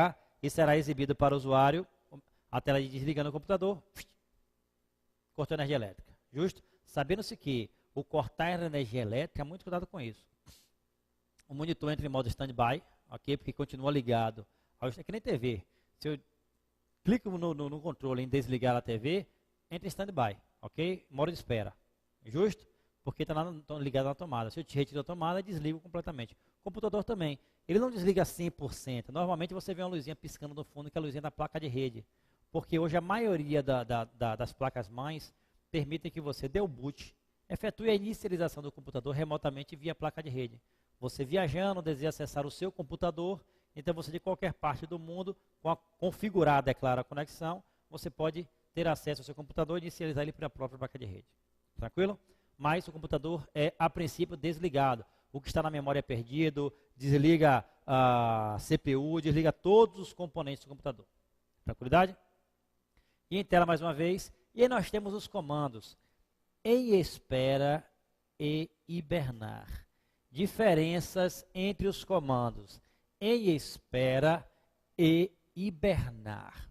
Bom, o em espera pode ser chamado de modo econômico de energia. O que vai acontecer? Ele vai desligar o HD, vai desligar o monitor e vai entrar em modo econômico, já que monitor e HDs são os dispositivos que mais consomem energia elétrica do computador. Justo? Que mais exigem. Apesar de que o HD sabemos que roda pouco, não é isso? Só roda quando eu ligo a máquina, abro o programa e mando salvar. Fora isso, ele está em stand-by. Estou rodando só na memória RAM. Mas o em espera vai entrar no modo econômico de energia. Desligou o monitor, colocou stand-by na verdade. O HD também, modo econômico. Normalmente o usuário mexe no mouse ou no teclado, pressiona uma tecla, ele aí volta, exibe a informação novamente. Tranquilidade? Já o em espera é diferente. Sim, detalhe, no hibernar, todos os programas que estão sendo executados na memória RAM permanecem sendo executados, porque a máquina permanece ligada. Já o hibernar não. No hibernar, o computador será completamente desligado. Inclusive, você pode retirar da tomada, ok? Embalar, viajar, só um ano depois ligar o computador, ok? Porém, o hibernar funciona da seguinte forma: quem tem portátil lembra fácil. Quem tem portátil, é a primeira vez que passou pela experiência, lembra até hoje. Trabalhando, o bichinho bipando. Bateria fraca, 5, ou 15%, 10%, 5%, desligou, entre aspas. Poxa, perdi tudo. Chegou em casa, quando plugou na tomada, ligou o bicho de novo, apareceu onde estava. Por quê? Porque o hibernar possui a seguinte característica. Vamos nós. Enquanto que o modo em espera desliga somente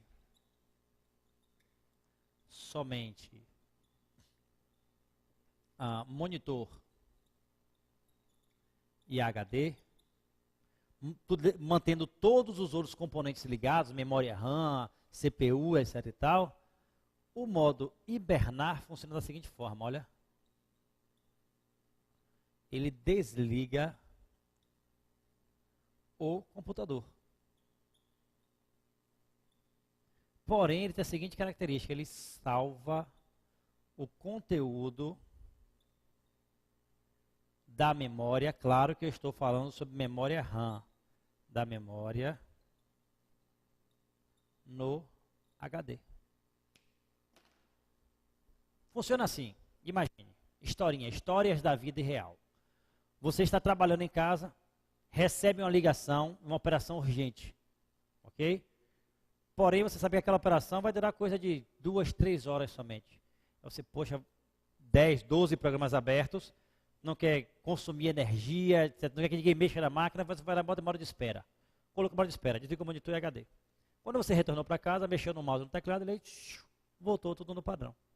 Mas, diferentemente disso, você recebeu uma ligação em que a operação a ser executada pode ser uma campana que pode demorar vários dias, pode se passar vários dias. E você está com 12 programas abertos.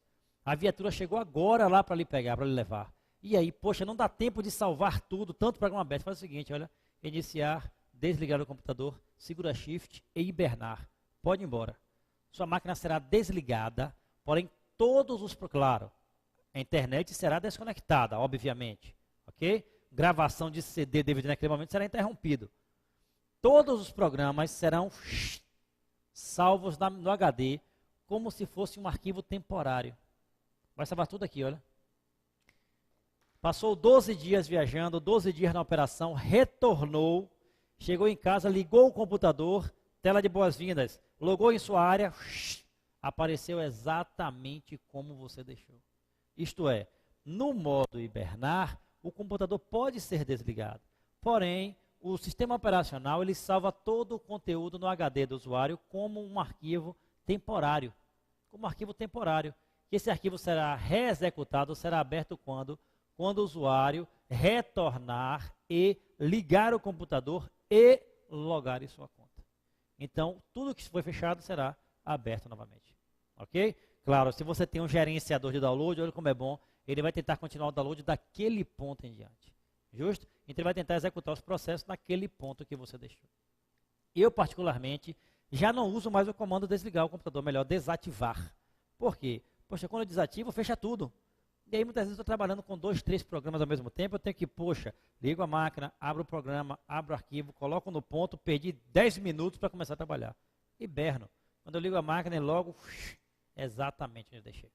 Entendido? Agora detalhe. Prova CESP.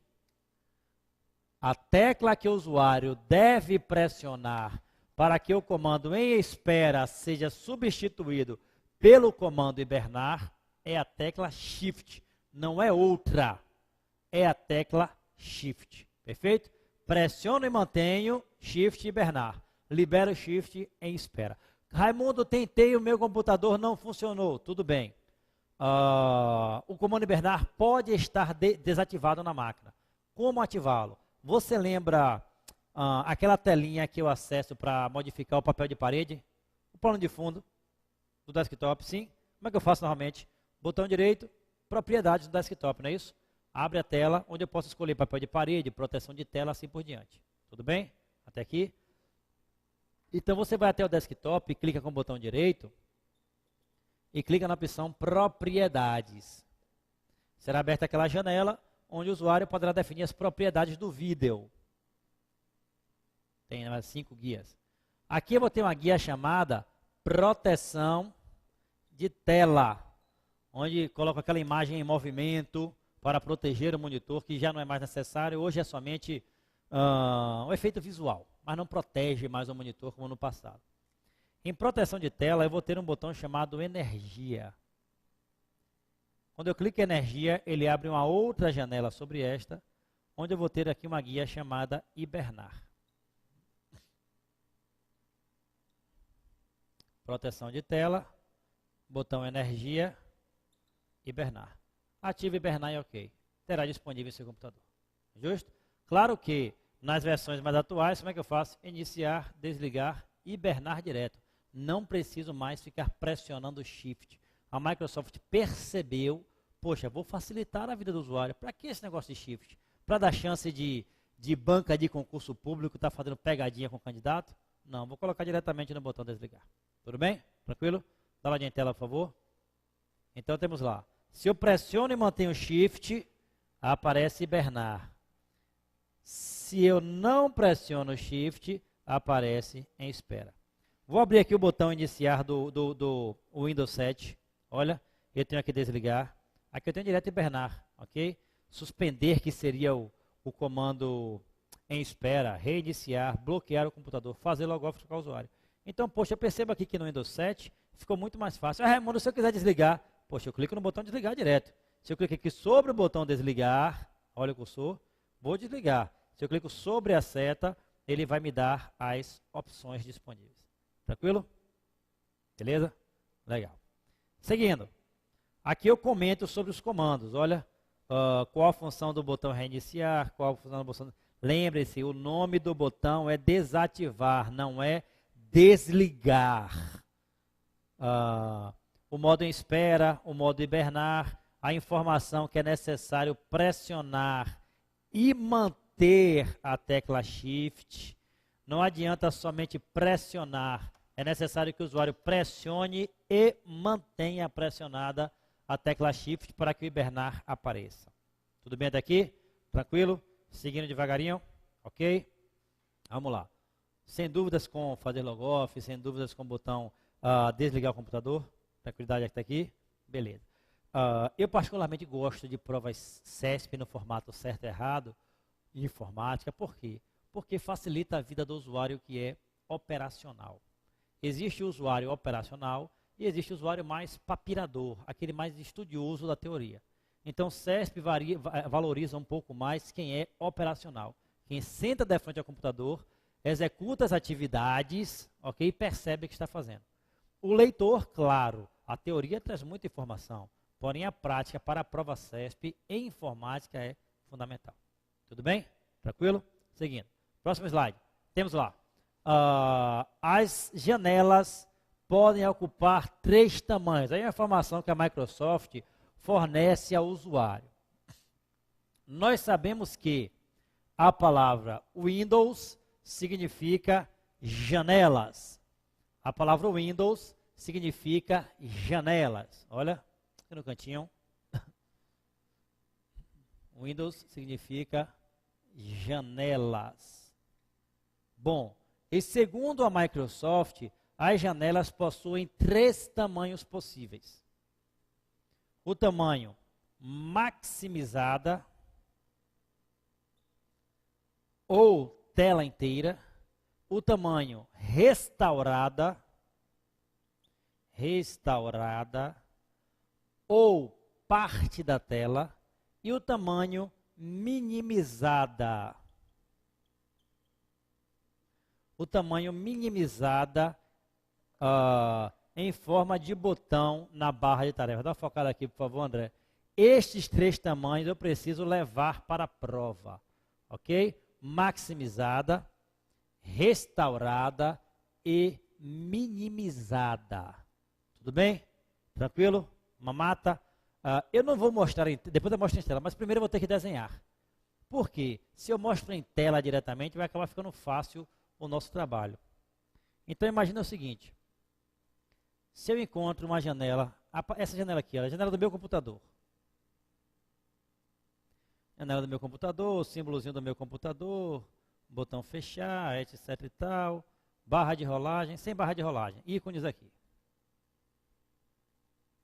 Somente com esse desenho, ficou tortinha a janela, somente com este desenho, posso afirmar que a janela está no tamanho restaurada.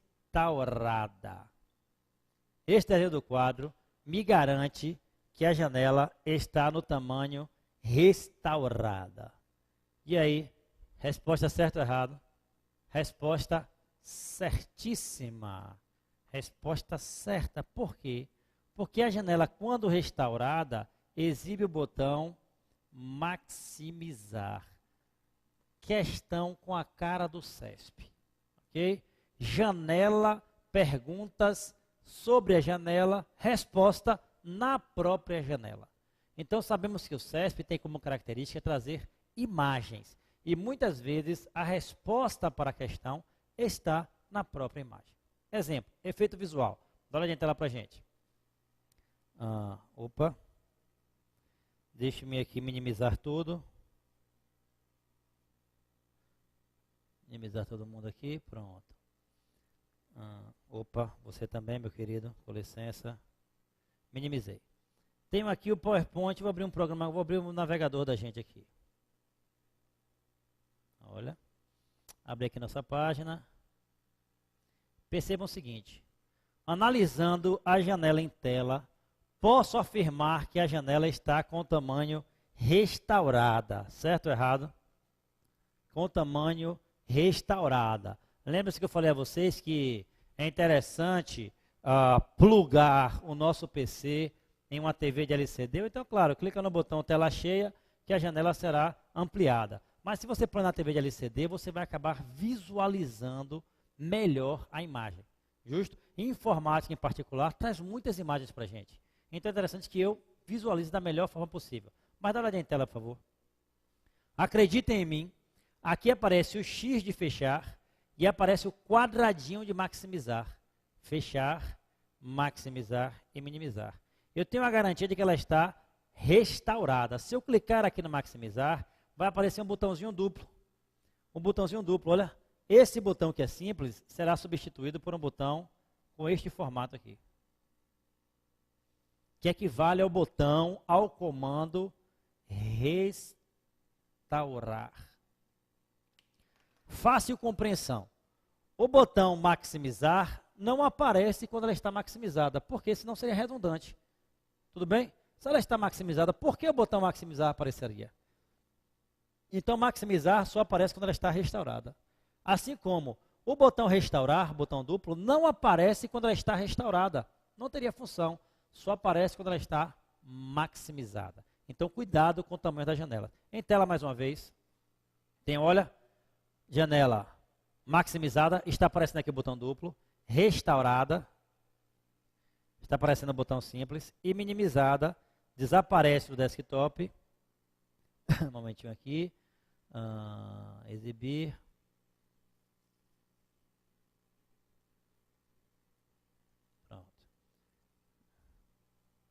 Não é você que eu queria, é você que eu queria.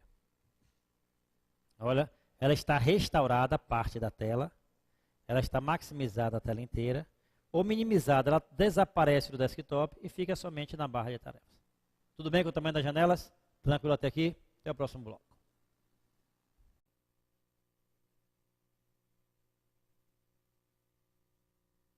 Parte 5, aula 4, ainda falando sobre tamanho da janela. Dá uma olhada na tela mais uma vez. Somente para tirarmos quaisquer dúvidas.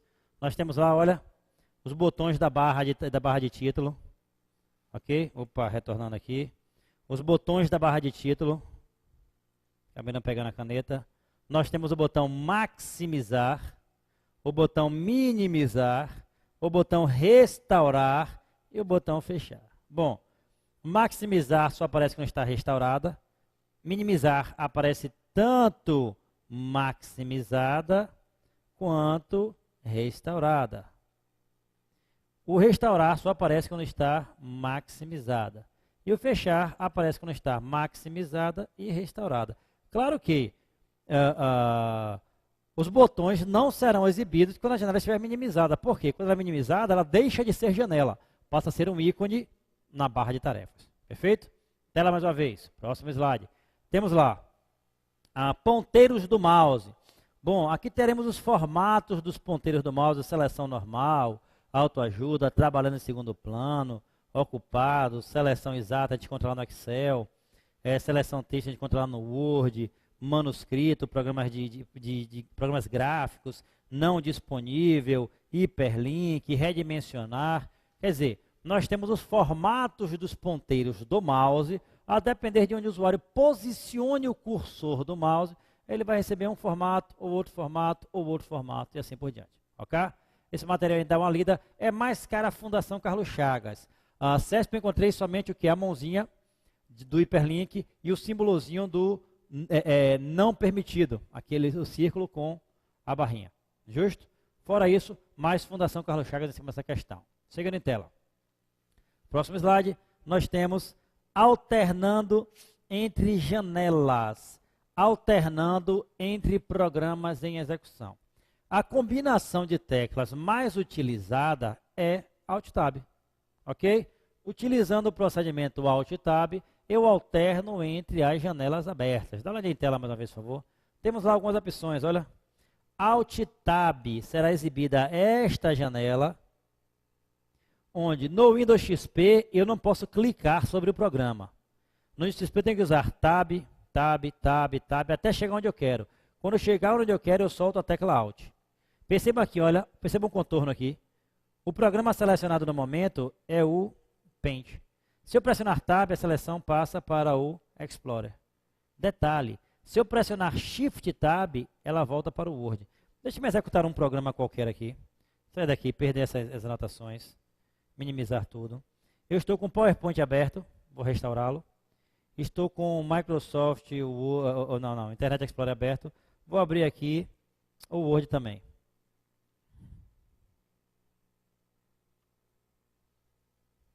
Abri o Word. Tenho 3 programas de execução, olha.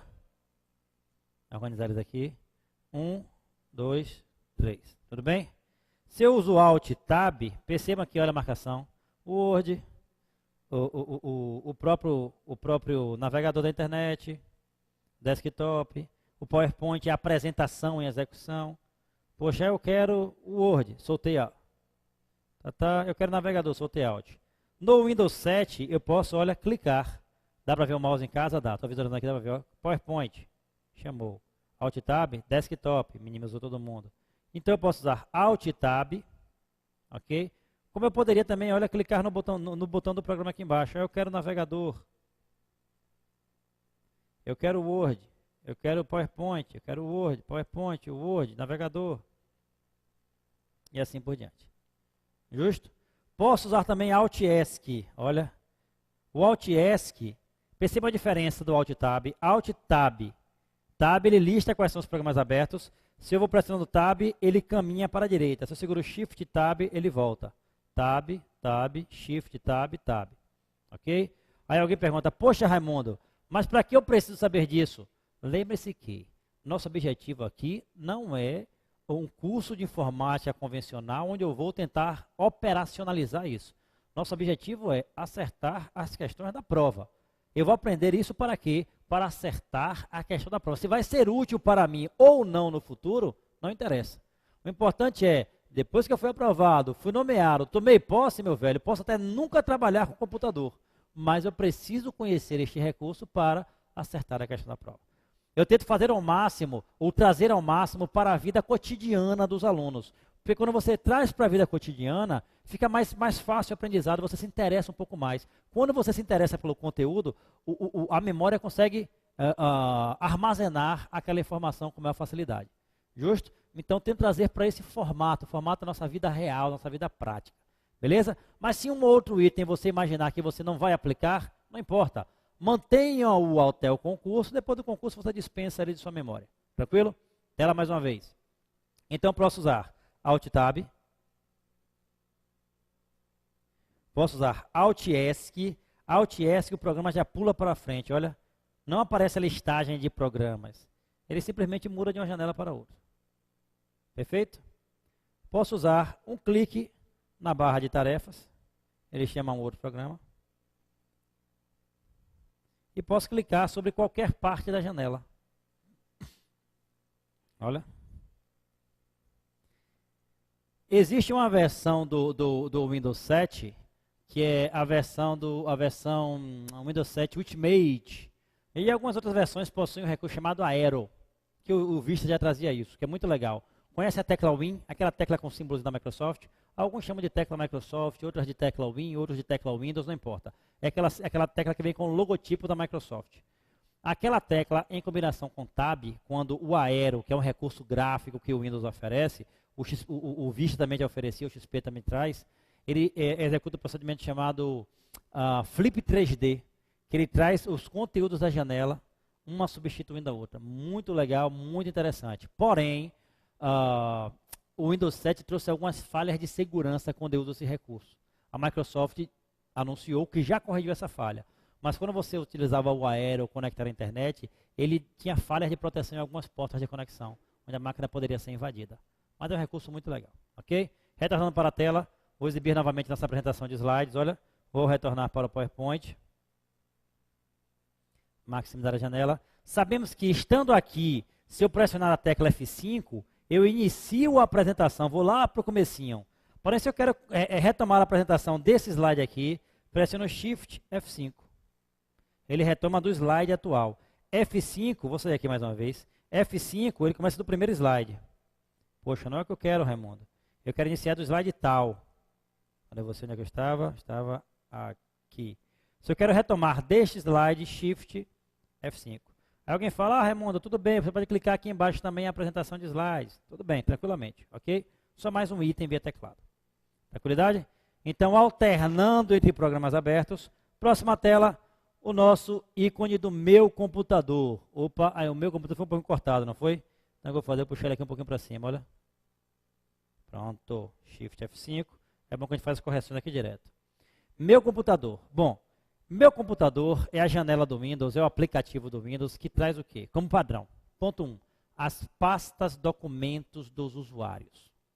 Se eu tenho 3, 4, 5 usuários na máquina, ele terá uma pasta chamada documentos compartilhados, que é onde os usuários diversos devem colocar os arquivos que serão acessados por todos. E eu tenho lá documentos pai, documentos mãe, documentos filho, documento irmã, documento primo, pastas documentos dos usuários cadastrados no computador. Além das pastas dos usuários, a janela Meus Documentos, dá uma visualizada nela mais uma vez.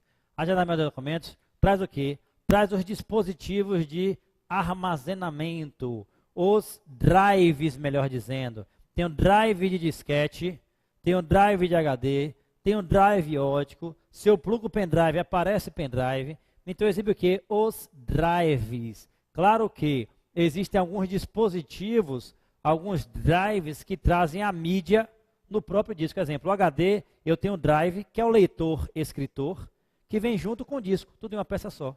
O CD não, eu tenho o drive separado, abre a gavetinha, eu vou lá e coloco a mídia, que é o CD, ou a mídia ótica, o DVD, MD, assim por diante. Disquete, eu tenho o drive, que é o leitor-escritor, e eu tenho a mídia que eu coloco também para fazer a leitura. O HD, tudo é uma peça só. Então, em tela mais uma vez. Eu tenho lá, olha, as pastas de usuário, as pastas de usuários. Deixa-me abrir aqui novamente mais uma vez a caneta. Documentos compartilhados aparece para todos os usuários. Tem a pasta mãe, documentos, filhos, documentos, pai, documentos, dispositivo de armazenamento. Percebam que aqui, olha, eu tenho 2 HDs. Olha, unidades de disco rígido, 2 HDs. Como esta máquina é minha máquina, eu tenho fisicamente um único HD. Porém, o que foi que eu fiz? Eu particionei o disco. Quando eu criei 2 partições a partir de uma única peça. Então, se eu abrir a minha máquina, retirar a tampa do gabinete, eu vou ver um único HD lá dentro. Mas o Windows consegue enxergar 2. Por quê? Por conta da partição. Obviamente, para não haver dúvidas. Um aluno também questionou isso. Poxa, Raimundo, se eu tenho um HD de 500, com capacidade de armazenamento de 500 GB, se eu faço 2 partições, eu vou ter 2 de 500? Claro que não. Quando eu particionar, eu vou formar o percentual da capacidade de cada um. Eu terei exemplo, um de 300 GB e um de 200 GB. Ok? Funciona nesse formato, ele não duplica a capacidade do HD, não. Justo, ele divide, na verdade, com um percentual ou uma quantidade X de bytes para cada uma das unidades particionadas. Perfeito? Tela mais uma vez. Em cima dessa tela aqui, eu vou fazer uma questão para a gente. Apagar aqui as anotações. Podemos afirmar que o usuário, vamos aportuguesar aqui a palavra, logado no momento, o usuário logado no momento é um usuário que possui uma conta do tipo administrador. Questão: o usuário logado no momento é um usuário que possui uma conta do tipo administrador. Resposta certa ou resposta errada? Somente analisando a janela.